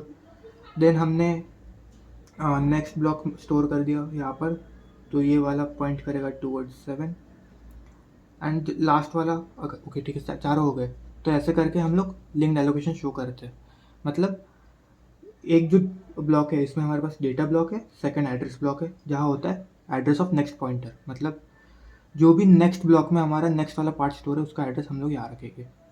तो ये था हमारा file allocation technique. Next topic है हमारे पास कंपैक्शन। अब कंपैक्शन क्या होता है, rearranging memory contents to group all free memory together. इसका मतलब क्या है, एग्जांपल से समझते। हमने एक एक्सटर्नल फ्रैगमेंटेशन वाला केस देखा था जिसमें क्या हो रहा था, हमारे पास एक 2 MB की फाइल थी या प्रोसेस थी, उसे हम मेमोरी में एलोकेट कर नहीं पा रहे थे। क्यों? क्योंकि एक्सटर्नल फ्रैगमेंटेशन हो गया था। अब एक्सटर्नल फ्रैगमेंटेशन को रिड्यूस करने के लिए हम लोग कॉम्पैक्शन का यूज़ करते हैं। कॉम्पैक्शन में क्या किया हमने, ये जो 1 MB के 2 फ्री ब्लॉक्स है ना, इसको रीअरेंज कर दिया एक साथ। मतलब यहाँ पर हम लोग देख सकते दोनों को नीचे लेके आ गए, जिसके से क्या हुआ, 2 MB of total free memory हमको एक साथ मिल गया। अब यही जो 2 MB की फाइल या फिर हम लोग प्रोसेस बोल रहे हैं, इसे हम लोग यहाँ अलोकेट कर सकते हैं। तो इसके से क्या हुआ, काफ़ी हद तक हमारा एक्सटर्नल फ्रैगमेंटेशन रिड्यूस हो गया। तो यही है कॉम्पैक्शन का हमारा लॉजिक। नेक्स्ट टॉपिक है हमारे पास कैश मेमोरी। अब ये क्या होता है, small fast memory located close to the CPU। ये one of the fastest memory होती है रजिस्टर्स के बाद जो हमारे पूरे सिस्टम में प्रेजेंट होती है। इवन जो रैम है वो भी इससे स्लो होती है। तो इसको हम लोग सीधा एग्जांपल समझते हैं कि इसका लोकेशन कहाँ रहता है। एक्चुअल में हमारे पास एक CPU है, CPU में रजिस्टर्स है जो कि सबसे ज़्यादा फास्टेस्ट मेमोरी है हमारे पूरे सिस्टम में। उसके बाद आता है कैश मेमोरी जो कि लोकेटेड होता है CPU और रैम के बीच में। अब रैम ना डायरेक्टली कनेक्टेड नहीं होता है CPU से, और ये जो कैश मेमोरी इसका काम क्या है, जो भी रिपीटेडली या फ्रिक्वेंटली आने वाले फाइल्स है जिसकी नीड सबसे ज़्यादा रहेगी उससे हम लोग रैम से सबसे पहले लोड कराते कैश मेमोरी में, ठीक है। एंड यही कैश मेमोरी कनेक्टेड होती है CPU से। तो जो भी फ्रिक्वेंटली आने वाले प्रोसेसर है हम लोग उसको सबसे पहले कैश मेमोरी में स्टोर कराते, एंड उसके बाद CPU में स्टोर कराते हैं। अब ऐसा क्यों कर रहे हैं हम लोग? हमें पता है रैम की जो स्पीड्स है वो जनरली मेगाहर्ट्ज़ में होती है एंड CPU की स्पीड जो होती है वो गीगाहर्ट्ज़ में होती है। सो इसके बीच का जो स्पीड डिफरेंस है ना, इसके से हमारे प्रोसेसर जो एग्जीक्यूशन टाइम है वो स्लो हो जाता है। इसलिए हम लोग क्या करते हैं, इसे कैश मेमोरी में रखते हैं। कैश मेमोरी की जनरली साइज MBs में होती है, L1 L2 L3 क्या आपने सुना होगा। एंड भले इसका साइज़ कम है लेकिन इसकी स्पीड रैम से भी ज़्यादा फास्ट होती है, जिसकी वजह से जो डेटा रिट्रीवल है ना फ्रिक्वेंटली आने वाले प्रोसेस का वो जल्दी हो जाता है, जिसकी वजह से हमारा जो एग्जीक्यूशन है प्रोग्राम का वो बहुत फास्ट हो जाता है। तो इसलिए हम लोग यूज़ करते हैं कैश मेमोरी। नेक्स्ट हमारे पास डिमांड पेजिंग। अब डिमांड पेजिंग क्या है? A form of paging where pages are loaded into memory only when needed और नॉट इन एडवांस। ठीक है, अब हम लोग एग्जांपल लेते हैं। आपको खेलना है GTA सैन एंड्रियास, जिसका साइज है 6 GB। ठीक है, आपके पास एक रैम है जो कि है 4 GB की। अब गेम तो 6 GB का है और आपके पास रैम 4 GB की है, तो ये तो अकोमोडेट कर ही नहीं पाएगा। सो इसमें हम लोग क्या करते हैं, जब ज़रूरत होगा ना वही फाइल को हम लोग रैम में लोड करेंगे। जैसे लोडिंग स्क्रीन में आपको ऑडियो की ज़रूरत नहीं है और इवन ग्राफिक्स की भी ज़रूरत नहीं है, सो हम लोग ऑडियो और ग्राफिक्स को लोडिंग स्क्रीन पे लोड नहीं करेंगे। रादर जब गेम खेल रहे होगे हम दोनों इन चीज़ों को तब लोड करेंगे जब गेम खेल रहे होगे। सो जब ज़रूरत होगी हम वही प्रोसेस को उसी टाइम पे लेके आएंगे। तो ये होता है हमारा डिमांड पेजिंग। देन हमारे पास टॉपिक है वर्चुअल मेमोरी। इसमें क्या होता है ना, a technique that gives the illusion of large memory by using a portion of disk as virtual RAM. ये जनरली आपको OnePlus, Vivo इन सब के फ़ोन में आपको ये देखने मिलेगा ये फीचर। इसमें होता क्या है, हमारे पास अगर 8 GB की रैम है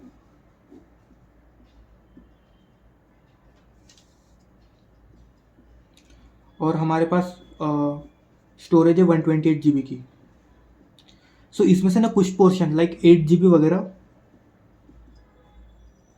हम लोग रिजर्व करते हैं as virtual RAM. So total RAM हमें कितनी मिल रही होगी, 8 + 8 GB, तो हमारे पास टोटल 16 GB की रैम आ जाएगी। बट ये जो 8 GB की रैम हमने यहाँ से स्टोरेज से उठाया है ये इतनी फास्ट नहीं होती है, और इसमें जनरली हम लोग स्टैटिक एप्लीकेशन जैसे कैलकुलेटर वगैरह हो गया हम लोग वो स्टोर करते हैं। सो एज सच ये इतना कुछ बेनिफिशियल नहीं होता है, बट फिर भी जो स्टैटिक एप्लीकेशन है उसके लिए काफ़ी ज़्यादा यूज़फुल होता है। नेक्स्ट टॉपिक है हमारे पास थ्रैशिंग। अब ये क्या होता है, जब हमारा जो सिस्टम है ना वो पेज स्वैप करने में ज़्यादा टाइम लगाता है rather than executing the pages, उसे हम बोलते हैं thrashing. Thrashing occurs when a system spends more time swapping pages in and out of memory than executing the process leading to poor performance। अब इसको अवॉइड कैसे कर सकते हैं? सबसे पहले पेज फॉल्ट फ्रीक्वेंसी को एडजस्ट करके, dynamically adjusting memory frames based on the page fault rate. ठीक है, उसके बाद है लिमिट द प्रोसेस। हम लोग नंबर ऑफ प्रोसेस को रिड्यूस कर सकते हैं। उसके बाद है बेटर पेज रिप्लेसमेंट एल्गोरिदम। अब हम लोग LRU जैसे एल्गोरिदम्स का यूज़ कर सकते हैं। इसका फुल फॉर्म होता है लीस्ट रिसेंटली यूज्ड एल्गोरिदम। या फिर हम लोग रैम का साइज़ इंक्रीज़ कर सकते हैं, add more physical memory to reduce reliance on virtual memory. ठीक है, उसके बाद हमारे पास टॉपिक है logical address space versus physical address space. अब लॉजिकल एड्रेस क्या होता है, जो एड्रेस CPU ने टेम्पररीली जनरेट किया होता है ना उसे हम लोग बोलते हैं लॉजिकल एड्रेस स्पेस। देन होता है फिजिकल एड्रेस, एक्चुअल रैम में जहाँ लोकेशन मतलब अलॉकेट हुई है प्रोसेस को उसे हम लोग बोलते हैं फिजिकल एड्रेस। ये visible program visible to the process, visible to the hardware. ठीक है, अब virtual memory is abstracted, actual memory space हम लोग इसमें देख सकते हैं। Then translated to physical memory by MMU क्या होता है, मेमोरी मैनेजमेंट यूनिट। ट्रांसलेशन इसमें नहीं होता है, not translated, use directly by the hardware. ठीक है, प्रोटेक्शन देखेंगे, provides process isolation and protection, direct access to physical memory by the OS। ठीक है, अब लास्ट है हमारे पास पेज रिप्लेसमेंट एल्गोरिथम। नेक्स्ट है हमारे पास पेज रिप्लेसमेंट एल्गोरिथम। अब page replacement algorithm is a memory management technique used by OS to decide which memory page to be swapped out when a new page needs to be loaded into memory, but there isn't enough physical memory RAM available। अब इसका मतलब क्या हुआ, हम लोग के पास ना इसमें एक फ्रेम्स का कंसेप्ट आ जाता है। ठीक है, इसमें कितने भी साइज़ का फ्रेम हो सकता है, 3, 4, 50 कुछ भी हो सकता है। अब इसमें हम लोग क्या लोड करते, प्रोसेसेस, जैसे P1 हो गया, P2 हो गया, P3 हो गया, P4। इसमें से कौन से प्रोसेस को स्वैप आउट करना है, जब न्यू प्रोसेस आएगा जैसे P5 आ गया तो किसको स्वैप आउट करना है, ये पेज रिप्लेसमेंट एल्गोरिदम देखता है। सो इसके न्यूमेरिकल मैंने दूसरी वीडियो में कराया है, उसकी डिस्क्रिप्शन में आपको लिंक दे दूँगा, आप वहाँ से आके चेक कर सकते हैं।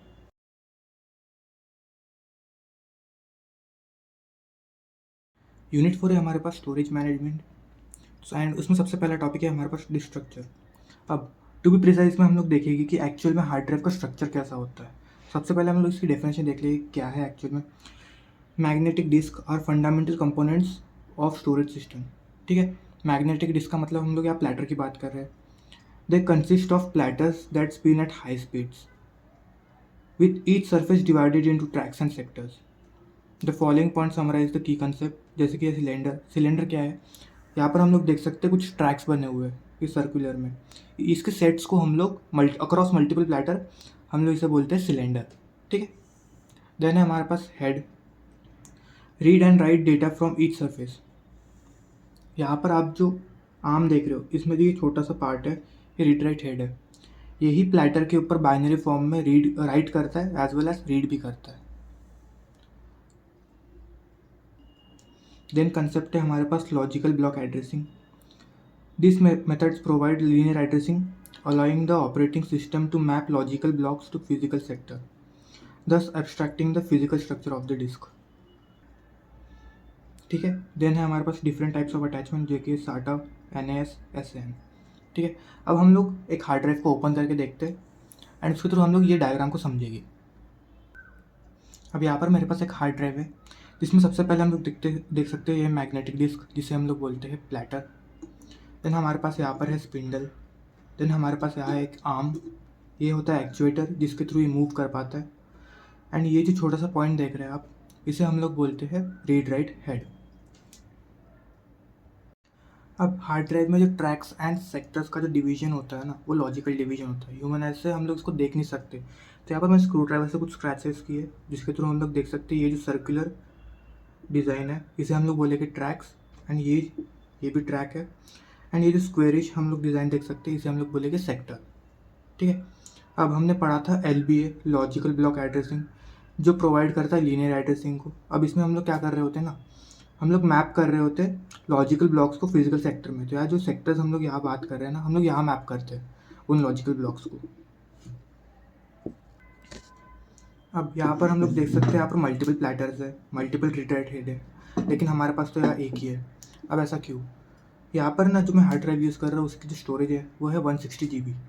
अब जब हम लोग क्या TBs में या PBs में जब हमारे पास हार्ड ड्राइव रहेगी ना, उसमें हम लोग मल्टीपल प्लेटर्स का यूज़ करते हैं, क्योंकि एक सिंगल प्लेटर इनफ नहीं होगी उतनी स्टोरेज प्रोवाइड करने के लिए। तो इसलिए हमारे पास यहाँ सिंगल प्लेटर और यहाँ सिंगल रीड राइट हेड है। अब प्लेटर में जो भी डेटा है ना वो इस सेक्टर्स में जाके स्टोर होता है। तो जब भी हम लोग रीड राइट हेड को मूव कर रहे होंगे तो इस सेक्टर्स में से अपना डेटा रीड कर रहा होगा। और हमने ये भी देखा था कि कुछ अटैचमेंट्स टाइप होते हैं, इसमें से एक है हमारे पास SATA। एंड ये जो हार्ड ड्राइव है ये भी हमारे पास SATA इंटरफेस वाली है जो कुछ ऐसा दिखता है।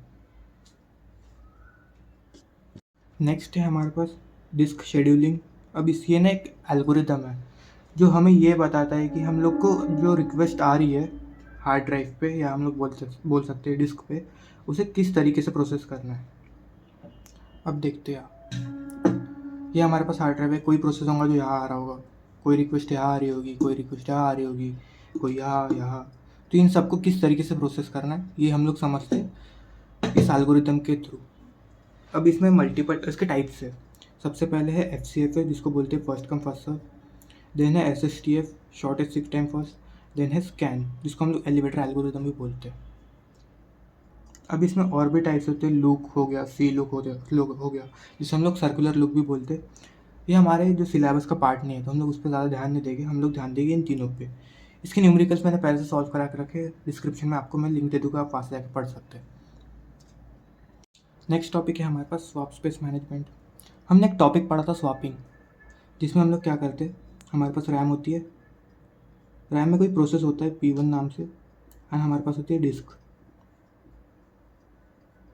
जब रैम को ज़रूरत नहीं होती P1 की तो ये क्या करता है डिस्क में वापस डाल देता है, एंड जब ज़रूरत होंगी तो डिस्क से वापस P1 को लेके आएगा। तो ये प्रोसेस को हम लोग बोलते हैं स्वैपिंग।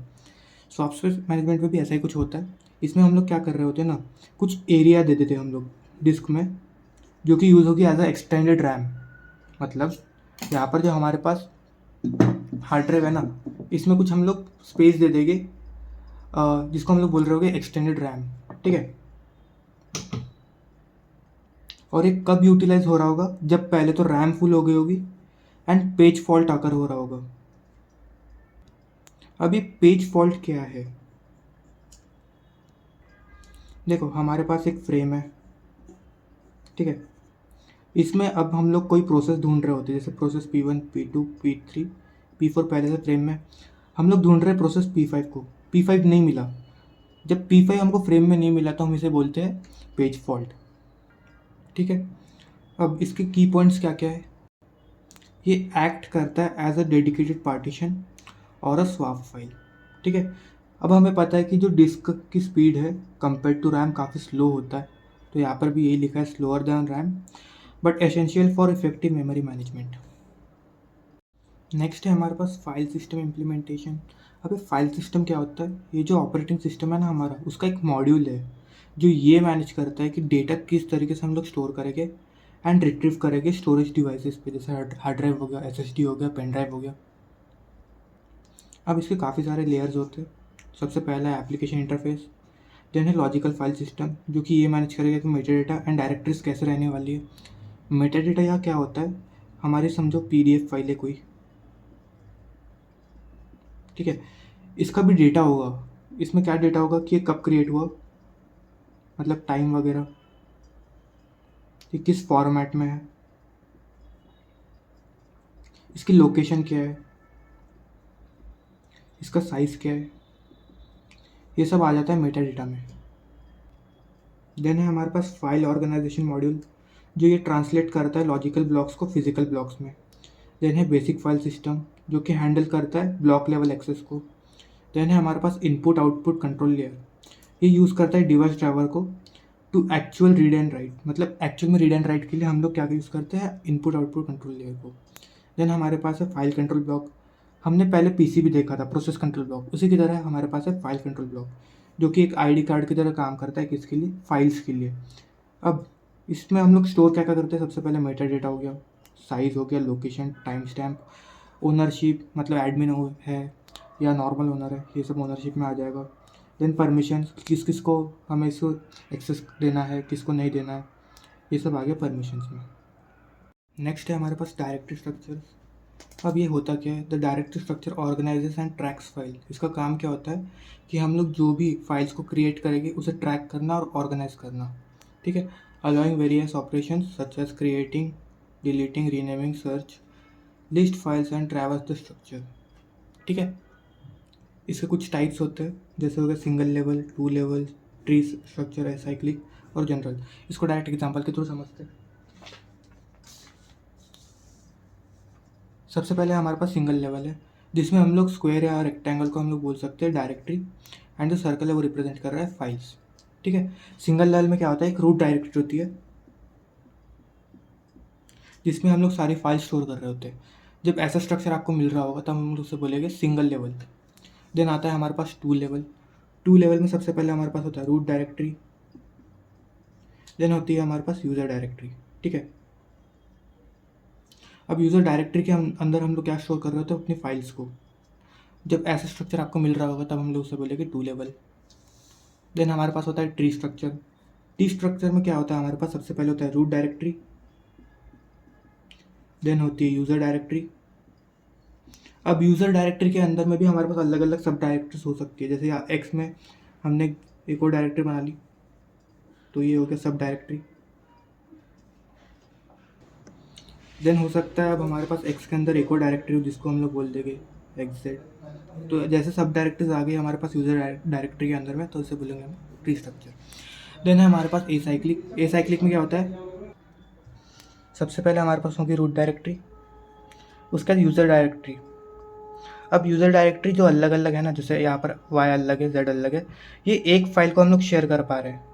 जब ऐसा स्ट्रक्चर आपको मिल रहेगा जहाँ हमारे पास यूज़र डायरेक्टरी एक ही सिंगल फाइल को शेयर कर पा रही है, उसे हम लोग बोलेंगे ए साइक्लिक। ठीक है। नेक्स्ट है हमारे पास फाइल एलोकेशन मेथड, जिसमें हम लोग ये देखते हैं कि डिस्क में हम लोग फाइल को किस तरीके से एलोकेट कर रहे हैं। इसके हमारे पास 3 टाइप्स है। पहला है कंटिग्यूअस एलोकेशन, देन है लिंक्ड एलोकेशन, उसके बाद है हमारे पास इंडेक्स एलोकेशन। ये एलोकेशन हमने जैसे लिंक्ड एलोकेशन हो गया, इंडेक्स एलोकेशन हो गया, हमने यूनिट 1 में देख लिया है। सो इसके लिए हम लोग टाइम वेस्ट ना करते हुए डायरेक्ट एक बार कंटिन्यूस एलोकेशन देख लेते हैं क्या होता है।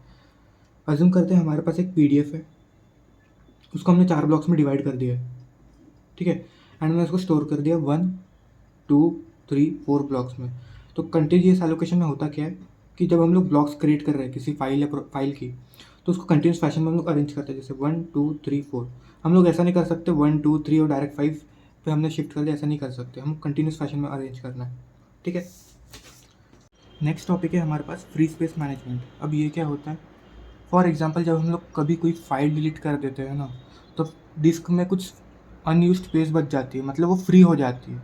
तो वो अनयूज्ड स्पेस को किस तरीके से मैनेज करना है, वो फ्री स्पेस मैनेजमेंट के अंदर में आता है। अब हमारे पास कुछ टेक्निक है, जैसे बिट वेक्टर हो गया, लिंक लिस्ट हो गया, ग्रुपिंग हो गया, काउंटिंग हो गया। अब बिट वेक्टर में होता क्या है, each bit represent a block, 1 equals to free and 0 equals to not free. इस एग्जाम्पल के थ्रू समझते हैं। ये हमारी एक डिस्क है, इसमें हमारे पास 8 ब्लॉक्स है, 0 1 2 3 4 5 6 7। अब इसमें टोटल ऑफ 8 ब्लॉक्स है। जो भी ब्लॉक हमारा फ्री है उसे हम लोग 1 से रिप्रेजेंट करेंगे, जो भी ब्लॉक हमारा फ्री नहीं है उसे हम लोग 0 से रिप्रेजेंट करेंगे, ठीक है। तो यहाँ पर हम लोग देख सकते हैं 1 2 3 एंड 7 जो ब्लॉक्स है वो फ्री है, 0 4 5 6 फ्री नहीं है। तो ये होता है हमारा बिट वेक्टर। देन हमारे पास link list, free blocks form a link list. अब इसका क्या मतलब हुआ, हमारे पास एक डिस्क है जिसमें हमारे पास कुछ ब्लॉक्स है 0 से लेकर 11। यहाँ देख सकते हैं जो शेडेड पोर्शन है, इसका ये मतलब है कि ऑक्यूपाइड है, ठीक है, जो भी शेडेड है वो ऑक्यूपाइड है। एंड यहाँ पर जो भी एम्प्टी है इसे हम लोग लिंक लिस्ट के थ्रू कनेक्ट कर लेंगे। यहाँ हमें पता है लिंक्ड एलोकेशन में कैसा होता है, एक जो ब्लॉक होता है उसमें एक डेटा ब्लॉक होता है और एक जो है एड्रेस ब्लॉक होता है। तो एड्रेस ब्लॉक में हम लोग क्या करेंगे, नेक्स्ट का पॉइंटर ऐड कर देंगे, नेक्स्ट पॉइंटर एड्रेस। तो ये पॉइंट कर रहा होगा 3 को, 3 वाला पॉइंट कर रहा होगा 5 को क्योंकि 5 एम्प्टी है, 5 के बाद ये पॉइंट कर रहा होगा 6 को क्योंकि 6 एम्प्टी है, 6 के बाद 7 क्योंकि 7 एम्प्टी है, एंड एट द एंड हम लोग 11 को पॉइंट कर रहे हैं।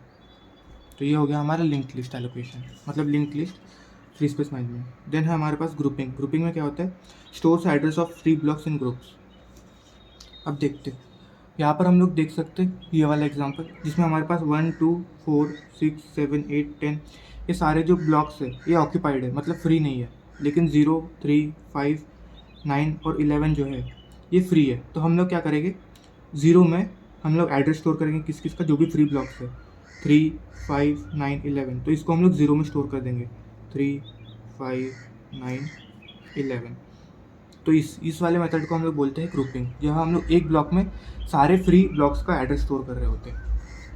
देन है हमारे पास काउंटिंग। काउंटिंग में क्या होता है, tracks the first block and number of free continuous blocks. इसका क्या मतलब हो हम लोग वो भी देख लेंगे एग्जाम्पल के थ्रू। ये हमारे पास एक डिस्क है, डिस्क में हमारे पास टोटल ऑफ 11 ब्लॉक्स है, ठीक है।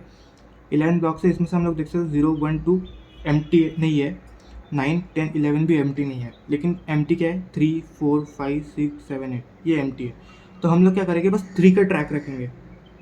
3 का ट्रैक रखने के बाद हम लोग क्या करेंगे, काउंट करेंगे कितने फ्री ब्लॉक्स है, 1 2 3 4 5। अभी हमारे पास 5 ब्लॉक्स मिल गए जो फ्री है, तो इसको हम लोग काउंटिंग नाम के एक वेरिएबल में स्टोर कर लेंगे। एंड काउंटिंग नाम का जो वेरिएबल होगा ये होगा 3 के पास। तो जब भी हम लोग को काउंटिंग क्या करता है, ट्रैक्स दी फर्स्ट ब्लॉक, मतलब यहाँ हम लोग 3 का जो है इसको ट्रैक करेंगे एड्रेस, एंड इसमें ही स्टोर कर देंगे काउंटिंग, जो भी जितने कंटिन्यूस फैशन में हमारे पास फ्री स्पेस है हम लोग इसका डेटा रख लेंगे यूजिंग काउंटिंग वेरिएबल। नेक्स्ट है हमारे पास प्रोटेक्शन एंड एक्सेस कंट्रोल। अब ये मैकेनिज्म करता क्या है, जो भी हमारी फाइल्स है ना ये उसमें प्रिवेंट करता है अनऑथोराइज एक्सेस को, ठीक है। इससे कुछ की कंपोनेंट्स होते हैं। सबसे पहला है हमारे पास एक्सेस कंट्रोल लिस्ट। ये स्पेसिफाई करता है कि अलाउड ऑपरेशन जो है फॉर ईच यूज़र स्पेसिफाई हो, मतलब जैसे हमारे पास एडमिन है उसके सबसे ज़्यादा पावर होगी, उसके बाद जो नॉर्मल यूज़र है वो हो सकता है कोई राइट ना कर सके डेटा।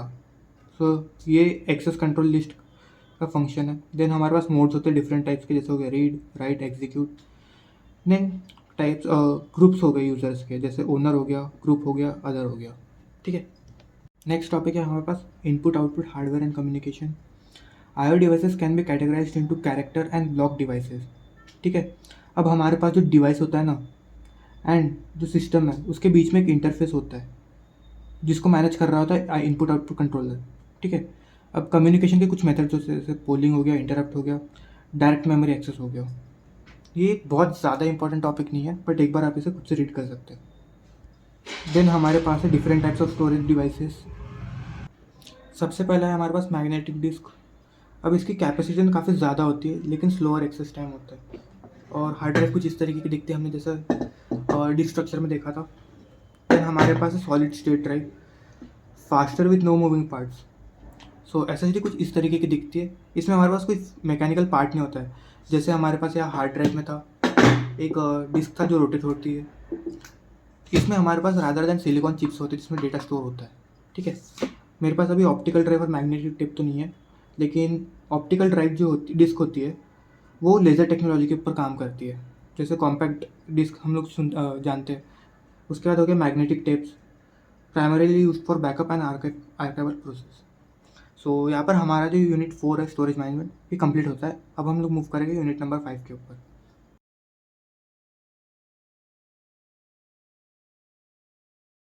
अभी हम लोग पढ़ेंगे यूनिट 5 जो है एडवांस ऑपरेटिंग सिस्टम। सबसे पहला जो इसमें टॉपिक है हमारे पास वो है डिस्ट्रीब्यूटेड ऑपरेटिंग सिस्टम, जिसे हम लोग DOS से भी रिप्रेजेंट करते हैं। अब DOS क्या है? A distributed operating system manages a collection of independent computer and makes them appear to a user as a single unified system। इसका क्या मतलब हुआ? इसमें ना हमारे पास छोटे छोटे कंप्यूटर्स हो गए काफ़ी सारे जो एक नेटवर्क के साथ कनेक्टेड हो गए एंड ये एक्ट कर रहे होंगे एक सिंगल कंप्यूटर की तरह, जहाँ हम लोग इसमें कोई भी कंप्यूटर से टास्क शेयरिंग वगैरह कर सकते हैं, रिसोर्स शेयरिंग वगैरह कर सकते हैं। एंड इसी को हम लोग बोलते हैं डिस्ट्रीब्यूटेड ऑपरेटिंग सिस्टम। अब इसके हम लोग कुछ ऑब्जेक्टिव देखेंगे। सबसे पहला है ट्रांसपेरेंसी। ट्रांसपेरेंसी में भी हमारे पास कुछ सब पॉइंट्स हैं, जैसे कि एक्सेस। अब जिस तरीके का हमें लोकल एक्सेस मिल रहा है उस तरीके का भी हमें सिमिलर वे में रिमोट एक्सेस भी मिलना चाहिए। सो ये आ जाएगा एक्सेस के अंदर। देन लोकेशन, यूज़र को ये जानने की कोई ज़रूरत नहीं है कि हमारा जो रिसोर्स है वो एक्चुअल में कहाँ रखा हुआ है, तो ये आ गया लोकेशन के अंदर। देन हमारे पास पॉइंट है कॉन्करेंसी। अब इसमें ना हमारे पास आता है support multiple user processes accessing resource concurrently. इसका क्या मतलब हुआ कि अगर मल्टीपल यूज़र्स है तो एक साथ हम डेटा फेच करता आना चाहिए उन लोगों को, वो आ जाएगा कॉन्करेंसी के अंदर। Then replication ensures consistency of data copies across multiple nodes, मतलब जो डेटा की कॉपी है उसकी कंसिस्टेंसी मेंटेन होनी चाहिए। देन हमारे पास है failure, detects and recovers from partial system failure. इसका क्या मतलब होगा? अगर कहीं पर भी फेलियर आता है सो ये डिटेक्ट करता आना चाहिए एंड अगर इससे कोई लॉस हुआ है तो उसे रिकवर भी करता आना चाहिए। नेक्स्ट है हमारे पास migration. Resources can move between nodes without affecting the operation, मतलब हमारे पास कोई भी प्रोसेस या डेटा है अगर वो इस कंप्यूटर में चल रहा है तो हम लोग इससे मूव करके इस कंप्यूटर में चला सकते हैं विदाउट एनी लॉस। तो ये आ गया हमारा माइग्रेशन के अंदर। देन हमारे पास पॉइंट है reliability, ensure continued operation even when the components fail. समझिए ये कंपोनेंट अगर मतलब ये कंप्यूटर फेल हो गया तो बाकी के कंप्यूटर्स ना फेल नहीं होने चाहिए, वो आ गया रिलायबिलिटी में। देन आता है performance, optimize speed and response time. Then है हमारे पास scalability, can grow to include more system without performance loss. समझो हमारे पास इसमें क्या है, 1 2 3 4 5 कंप्यूटर्स है एंड हमें इसमें 6 ऐड करना है तो वो इजीली ऐड होना चाहिए, वो आ जाएगा हमारा स्केलेबिलिटी में। नेक्स्ट है हमारे पास सिस्टम आर्किटेक्चर, जिसमें हमारे पास 4 आर्किटेक्चर है। First one is mini computer model. इसमें क्या होता है ना, हर एक कंप्यूटर एक इंडिपेंडेंट नोड है एंड इसमें हर एक चीज़ है, मतलब हर एक रिसोर्स है, जैसे हमारा CPU हो गया, रैम हो गया, हार्ड ड्राइव हो गया, सब है इसके पास एंड ये कनेक्टेड है नेटवर्क के साथ। सो ऐसे आर्किटेक्चर को हम लोग बोलेंगे मिनी कंप्यूटर मॉडल। देन है वर्क स्टेशन मॉडल। इसमें ना हमारे पास एक सिंगल वर्क स्टेशन रहेगा जिससे बाकी सारे डिवाइसेस कनेक्टेड होंगे एंड ये वर्कलोड शेयर कर पा रहा होगा। ठीक है। देन है हमारे पास processor pool model, processor align dynamically from a center pool. Then है हमारे पास हाइब्रिड मॉडल। अब हाइब्रिड मॉडल क्या बोलता है, जब हम लोग इन तीनों में से किसी का भी कॉम्बिनेशन कर देना तो हाइब्रिड मॉडल बोलेंगे इसे। इसके एग्जांपल है Google file system, Microsoft azure, Apache Hadoop distributed file system, जिसको हम लोग HDFS से भी डिनोट करते हैं। नेक्स्ट है हमारे पास मल्टी प्रोसेसर ऑपरेटिंग सिस्टम। इसमें क्या होता है, multi processor OS support system where multiple CPUs are closely linked and share the same memory and input output devices. इसका क्या मतलब है, हमारे पास एक सिस्टम है, इसमें ना हम लोग मल्टीपल CPUs का यूज़ कर रहे हैं अब क्यों कर रहे हैं? So that we can achieve parallel processing. Parallel processing का क्या मतलब हुआ कि अगर हमारे पास 4 प्रोसेस आ रहे हैं एक साथ, उन चारों प्रोसेस को हम लोग एक साथ एग्जीक्यूट कर पाए, इसे हम लोग बोलते हैं पैरेलल प्रोसेसिंग। अब इसके बाद हमारे पास ना टाइप्स होते हैं। पहला है लूजली कपल सिस्टम। इसमें क्या होता है ना, हर एक प्रोसेसर के पास उसका खुद का ओएस एंड मेमोरी है, ठीक है। जब ऐसा होता है ना, इसे हम लोग बोलते हैं लूजली कपल्ड सिस्टम। इसमें कम्युनिकेशन किसके थ्रू होता है? पैसिंग के थ्रू होता है। उसके बाद है हमारे पास टाइटली कपल्ड सिस्टम। इसमें क्या होता है ना, जो हमारा पूरा सिस्टम है जिसमें मल्टीपल हम लोग सीपीयूस लगा के रखे, ये बस एक ओएस एंड मेमोरी का यूज़ करता है।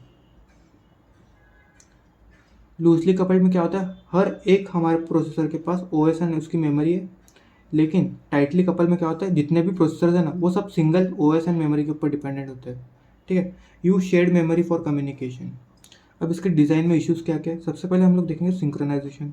इसमें हम लोग सेमाफोर्स का यूज़ कर रहे होते हैं just to monitor and prevent the race condition. Then हम लोग शेड्यूलिंग की भी दिक्कत आती है इसमें, कि हम लोग किस तरीके से लोड को बैलेंस कर रहे होंगे एंड सीपीयू टाइम डिस्ट्रीब्यूशन कैसे होगा। उसके बाद हम लोग को मेमोरी भी मैनेज करनी है। क्यों? क्योंकि हम लोग देख सकते हैं 4 प्रोसेसर है एंड चारों के पास हमारे पास सिंगल मेमोरी है, तो इसलिए हमें shared memory requires careful allocation and access control. Then है कम्युनिकेशन या इंटर प्रोसेस कम्युनिकेशन, जो है ना, ये शेयर मेमोरी के थ्रू हो रहा है, या फिर हम लोग बोल सकते हैं मैसेज क्यू के थ्रू हो रहा है। नेक्स्ट है हमारे पास RTOS, जिसे हम लोग रियल टाइम ऑपरेटिंग सिस्टम भी बोलते हैं। ये क्या होता है ना, real time operating system ensures timely response for time critical task. इसका क्या मतलब हुआ? अगर हमारे पास कोई एक टास्क है, टास्क 1 या हम लोग बोल सकते हैं प्रोसेस, ये कंप्लीट होना चाहिए विद इन 3 मिनट्स, ठीक है।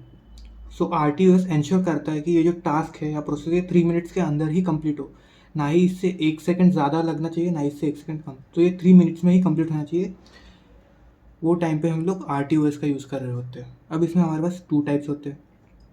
सबसे पहले hard RTOS, deadline must be met. अगर कोई प्रोसेस है या फिर टास्क है, वो कंप्लीट होना चाहिए 3 o'clock को, ठीक है। सो हार्ड RTOS ये इंश्योर करेगा कि ये जो टास्क है ये 3 o'clock को ही एग्जीक्यूट हो।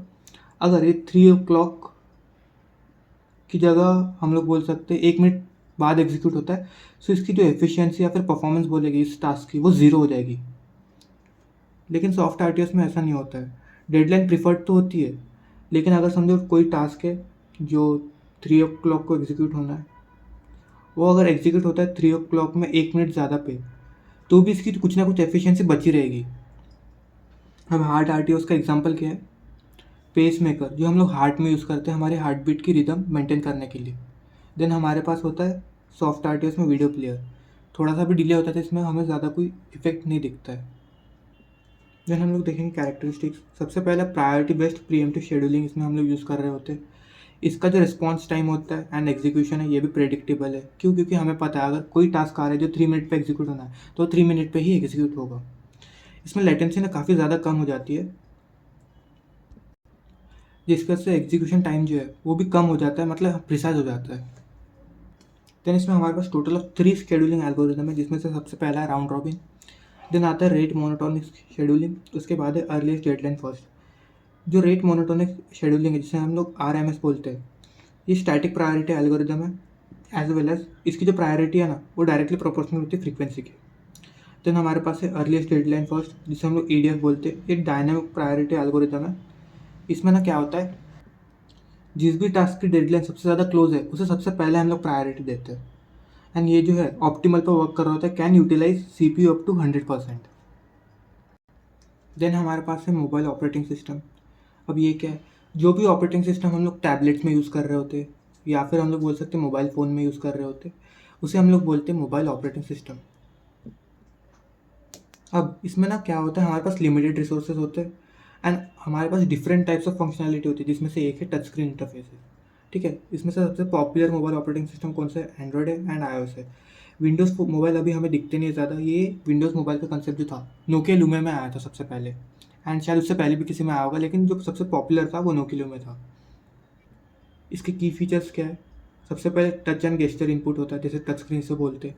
पावर मैनेजमेंट होता है, काफ़ी ज़्यादा एफिशिएंटली इसमें पावर मैनेजमेंट कर सकते हैं। ऐप आइसोलेशन होता है एंड हमारे पास different types of connectivity option होते हैं, जैसे 4G 5G हो गया, वाईफाई हो गया, ब्लूटूथ हो गया। अब इसमें चैलेंजेस क्या है, हमें पता है जो डिवाइसेस होते हैं मोबाइल वगैरह ये काफ़ी ज़्यादा पोर्टेबल होते हैं, सो इसमें लिमिटेड साइज़ की बैटरी ही फिट की जा सकती है, जिसकी वजह से जो बैटरी लाइफ है वो काफ़ी कम होती है। Different types of OS fragmentation हमें देखने मिल सकते हैं। उसके बाद सिक्योरिटी वल्नरेबिलिटीज़ भी हमें काफ़ी ज़्यादा देखने मिलती है। नेक्स्ट है हमारे पास क्लाउड ओएस। अब ये क्लाउड ओएस होता क्या है, ये एक ऐसा ऑपरेटिंग सिस्टम है जो रन करता है क्लाउड एनवायरनमेंट पे। क्यों? To manage the distributed resources and provide services to user. अब इसका मतलब क्या हुआ, समझो हमारा हमें कोई सर्विस यूज़ कर रहा है, जैसे कि कोई गेमिंग सर्विस यूज़ कर रहा है, ठीक है। अब इसको हम लोग क्या कर रहे हैं, मोबाइल पे खेल रहे हैं, लेकिन इसके लिए जो रिसोर्सेज यूज़ हो रहे हैं ना, ये हमारे मोबाइल का ना होते हुए कोई और कंप्यूटर के रिसोर्सेज यूज़ हो रहे हैं। तो ऐसे कंडीशन में हम बोलते हैं कि जो हमारा गेम चल रहा है वो क्लाउड प्लेटफॉर्म पे चल रहा है, या फिर हम लोग बोलते हैं क्लाउड एनवायरनमेंट पे चल रहा है, ठीक है। इसके हमारे पास दो टाइप्स होते हैं, सबसे पहला ब्राउज़र बेस्ड ओएस, उसके बाद है hardware based OS. Browser based में क्या होता है, जो हमारा ऑपरेटिंग सिस्टम है वो ब्राउज़र पर रन होता है, ठीक है। इसमें मिनिमल लोकल रिसोर्सेज की ज़रूरत पड़ती है एंड ऐप्स जो है वो इंटरनेट पे चलते हैं, जैसे कि एग्जांपल में हमारा क्रोम ओएस। उसके बाद हम लोग देखेंगे हार्डवेयर बेस्ड ओएस। इसमें ना ऑपरेटिंग सिस्टम जो है हमारा वो अपने खुद के हार्डवेयर पे रन होता है, ठीक है, इंस्टॉल्ड ऑन सर्वर्स। अभी मैनेज करता है वर्चुअलाइजेशन को एंड मल्टी टेनेंसी को भी। हम वर्चुअलाइजेशन अभी नेक्स्ट टॉपिक में देखेंगे क्या होता है। इसके एग्जांपल है वीएमवेयर, गूगल ऐप इंजन। अब इसके फंक्शंस क्या क्या है, सबसे पहला है रिसोर्स मॉनिटरिंग, जिसको हम लोग प्रोविजनिंग भी बोलते हैं, एंड स्केलिंग। अगर ज़रूरत पड़ी तो हम इसमें एडिशनल रिसोर्सेज भी ऐड कर सकते हैं। उसके बाद user management and access control भी रहता है इसमें। इसको लोड बैलेंसिंग करना भी आता है, एज वेल एज ये मॉनिटर भी करता है फॉल्ट को, ठीक है। नेक्स्ट है हमारे पास वर्चुअलाइजेशन एंड ओएस कंपोनेंट। अब वर्चुअलाइजेशन है क्या, जब हम लोग किसी हार्डवेयर या प्लेटफॉर्म का एक वर्चुअल वर्जन क्रिएट करते हैं, उस प्रोसेस को हम लोग बोलते हैं वर्चुअलाइजेशन। अब इसके हमारे पास दो टाइप्स होते हैं। पहला है फुल वर्चुअलाइजेशन। इसमें क्या होता है ना, वर्चुअल मशीन सिमुलेट कर रहा होता है एक रियल हार्डवेयर को। इसका एग्जांपल है वीएमवेयर। देन है पैरा वर्चुअलाइजेशन। इसमें ना जब हम लोग गेस्ट ओएस को यूज़ कर रहे होते हैं, उस ओएस को पता होता है कि वो वर्चुअल मशीन पर रन कर रहा है। जब ऐसा होता है तो हम उसे बोलते हैं पैरा वर्चुअलाइजेशन। नेक्स्ट है हमारे पास हाइपरवाइज़र। हाइपरवाइज़र क्या है, ये एक टाइप का सॉफ्टवेयर है जिसके थ्रू हम लोग फिज़िकल सिस्टम में मैनेज और क्रिएट कर सकते हैं वर्चुअल मशीन्स को। अब इसके बाद इसमें हमारे पास दो टाइप्स है। टाइप वन में क्या होता है ना, जब हम लोग हाइपरवाइज़र को डायरेक्टली हार्डवेयर पर रन करा रहे होते हैं, उसे हम लोग बोलेंगे type one hypervisor. And type two में क्या होता है, जब हम लोग हाइपरवाइज़र को रन करा रहे होते हैं किसी होस्ट ओएस पे, तो वो उसे बोलते हैं हम लोग type two hypervisor. Type one का एग्जांपल है वीएमवेयर ESXi। टाइप टू का एग्जांपल है वर्चुअल बॉक्स। अब इसके बेनिफिट्स क्या क्या होते हैं, सबसे पहले हम लोग जो रिसोर्सेज हमारे पास अलोकेट हुए उसको एफिशिएंटली हम लोग यूज़ कर सकते हैं। इसमें हमारे पास isolation as well as security दोनों मिलती है। एंड हमें जब डेटा का बैकअप चाहिए होता है वो भी हम लोग ईजिली कर सकते हैं, एज वेल एज जब हमको डेटा को माइग्रेट कराना है वो भी हम लोग ईजिली करा सकते हैं। अब ओएस के कंपोनेंट्स क्या क्या होते हैं ये हमने प्रीवियस वाले यूनिट्स में देख लिया। तो सबसे पहला होता है कर्नल, जिसे हम लोग ओएस का कोर भी बोलते हैं, जिसके पास डायरेक्ट एक्सेस होता है हार्डवेयर का एंड मैनेज भी करता है। देन हमारे पास होता है फाइल सिस्टम, जो मैनेज करता है स्टोरेज में कि फ़ाइल किस तरीके से अलॉकेट होगी। देन हमारे पास है process manager, handle process creation, scheduling and termination. Then device drivers होते हैं जो इंटरफेस प्रोवाइड करते हैं हार्डवेयर के लिए। Then we have system call interface, जो प्रोवाइड करता है entry point for user programs to access OS services. अब हमारे पास फाइनल टॉपिक है इस वन शॉट का, जो है Linux OS and advance OS design issues. अब लिनक्स क्या है, एक काफ़ी पॉपुलर ओपन सोर्स ओएस है। या ओपन सोर्स का मतलब क्या होता है, इसका जो कोड बेस है ना लिनक्स का, ये सबके लिए अवेलेबल है। अपनी रिक्वायरमेंट के अकॉर्डिंग किसी को भी अगर उस कोड बेस में चेंज करना है तो वो कर सकता है। एंड इवन इसको फ्रीली डिस्ट्रीब्यूट भी कर सकता है। एंड ये ओएस जो है known for its strong design and efficient process management. ये एक तो काफ़ी लाइट वेट ओएस है, ये सिक्योर होता है एंड एज वेल एज जो लो एंड सिस्टम्स है ना इसमें भी काफ़ी अच्छे से रन हो जाता है। इसके हम लोग डिज़ाइन प्रिंसिपल्स देखेंगे। सबसे पहले ओपन सोर्स है, मोनोलिथिक कर्नल पे वर्क करता है, मतलब आर्किटेक्चर इसका मोनोलिथिक कर्नल के ऊपर है, जो प्रोवाइड करता है हमें high performance with direct hardware access. Then ये मॉड्यूलर स्ट्रक्चर भी है इसका, supports dynamic module loading without rebooting. Then हम लोग परफॉर्मेंस पे एंड स्केलेबिलिटी फोकस करेंगे, optimize for high performance and efficient scaling. Next है हमारे पास प्रोसेस मैनेजमेंट, जिसमें पहला टॉपिक है प्रोसेस क्रिएशन। अब प्रोसेस हमें जब क्रिएट करना होता है ना, उसके लिए हम लोग फॉग का यूज़ करते हैं। एंड जब भी किसी प्रोसेस को हमें रिप्लेस करना है तो हम EXEC का यूज़ करते हैं। देन हमारे पास different types of process states है, जिसमें सबसे पहला है रनिंग, देन है ready, then blocked and then zombie states. Then इसके बाद है हमारे पास पेरेंट चाइल्ड रिलेशनशिप। इसमें क्या होता है, processes identified by PIDs forming a hierarchy. अब इसका मतलब क्या हुआ, फॉर एग्जांपल हमारे पास कोई पेरेंट प्रोसेस है एंड इसके थ्रू डिराइव होता है एक और प्रोसेस यूजिंग फॉक, तो इसे हम लोग बोलेंगे पेरेंट चाइल्ड रिलेशनशिप। ठीक है। देन हमारे पास है शेड्यूलिंग। सबसे पहला है कम्प्लीटली फेयर शेड्यूलर, जिसको हम लोग CFS बोलते हैं। इसमें क्या होता है ना, जितने भी प्रोसेस है उसमें इवनली टाइम हम लोग डिस्ट्रीब्यूट करके रन कराते हैं, distribute CPU time evenly among the processes. Then हमारे पास है इंटरैक्टिव टास्क प्रायोरिटाइजेशन। इसमें ना हम लोग प्रोसेस को प्रायोरिटाइज करते हैं ऑन द बेसिस ऑफ नहीं using needs and control group. Next है हमारे पास इंटरैक्टिव टास्क प्रायोरिटाइजेशन। इसमें ना हम लोग क्या करते हैं, जब प्रोसेस को प्रायोरिटाइज करना होता है उसके लिए हम लोग यूज़ करते हैं नाइस एंड कंट्रोल ग्रुप्स का। देन हमारे पास है प्रीएम्प्टिव मल्टीटास्किंग। इसमें क्या होता है ना, प्रोसेस के बीच में हम लोग स्विच करते रहते हैं सो दैट कि एफिशिएंटली सारे टास्क एक साथ हम लोग रन कर सकें। अब हम लोग देखेंगे design issues in advance OS। सबसे पहला जो इशू है वो आता है सिक्योरिटी का। इसमें हमें मैनेज करना होता है अनऑथराइज एक्सेस को एंड इम्प्लीमेंट करना होता है encryption and sandboxing. So next topic है हमारे पास design issues in advance OS। So कुछ इश्यूज है हमारे एडवांस OS में, जिसमें से पहला है सिक्योरिटी, देन है रिसोर्स मैनेजमेंट, देन है फॉल्ट टॉलरेंस, देन है स्केलेबिलिटी, देन है कंकरेंसी। अब इसे हम लोग डील कैसे करते हैं, सिक्योरिटी में अब जब हम लोग चेक करेंगे तो हम लोग प्रिवेंट करते हैं अनऑथराइज एक्सेस। अनऑथराइज एक्सेस किस चीज़ के लिए, हमारे हाँ। सो अब हम लोग सिक्योरिटी से डील कैसे करेंगे, तो हम लोग क्या करते हैं, अनऑथराइज एक्सेस जो है फाइल्स के लिए उसे हम लोग प्रिवेंट करते हैं एंड हम लोग इंक्रिप्शन एंड सैंडबॉक्सिंग जैसे टेक्निक्स का हम लोग इम्प्लीमेंटेशन भी करते हैं। देन रिसोर्स मैनेजमेंट में हम लोग क्या करते हैं, डिस्ट्रीब्यूशन जो है हमारा रिसोर्सेज को टूवर्ड्स आवर प्रोसेसेस उसे हम लोग प्रॉपरली करते हैं, मतलब इक्वल क्या ना। अब इसका मतलब क्या हुआ, फॉर एग्जांपल हमारे पास कोई पेरेंट प्रोसेस है एंड इसके थ्रू डिराइव होता है एक और प्रोसेस यूजिंग फॉक, तो इसे हम लोग बोलेंगे पेरेंट चाइल्ड रिलेशनशिप। ठीक है। देन हमारे पास है शेड्यूलिंग। सबसे पहला है कम्प्लीटली फेयर शेड्यूलर, जिसको हम लोग CFS बोलते हैं। इसमें क्या होता है ना, जितने भी प्रोसेस है उसमें इवनली टाइम हम लोग डिस्ट्रीब्यूट करके रन कराते हैं, distribute CPU time evenly among the processes.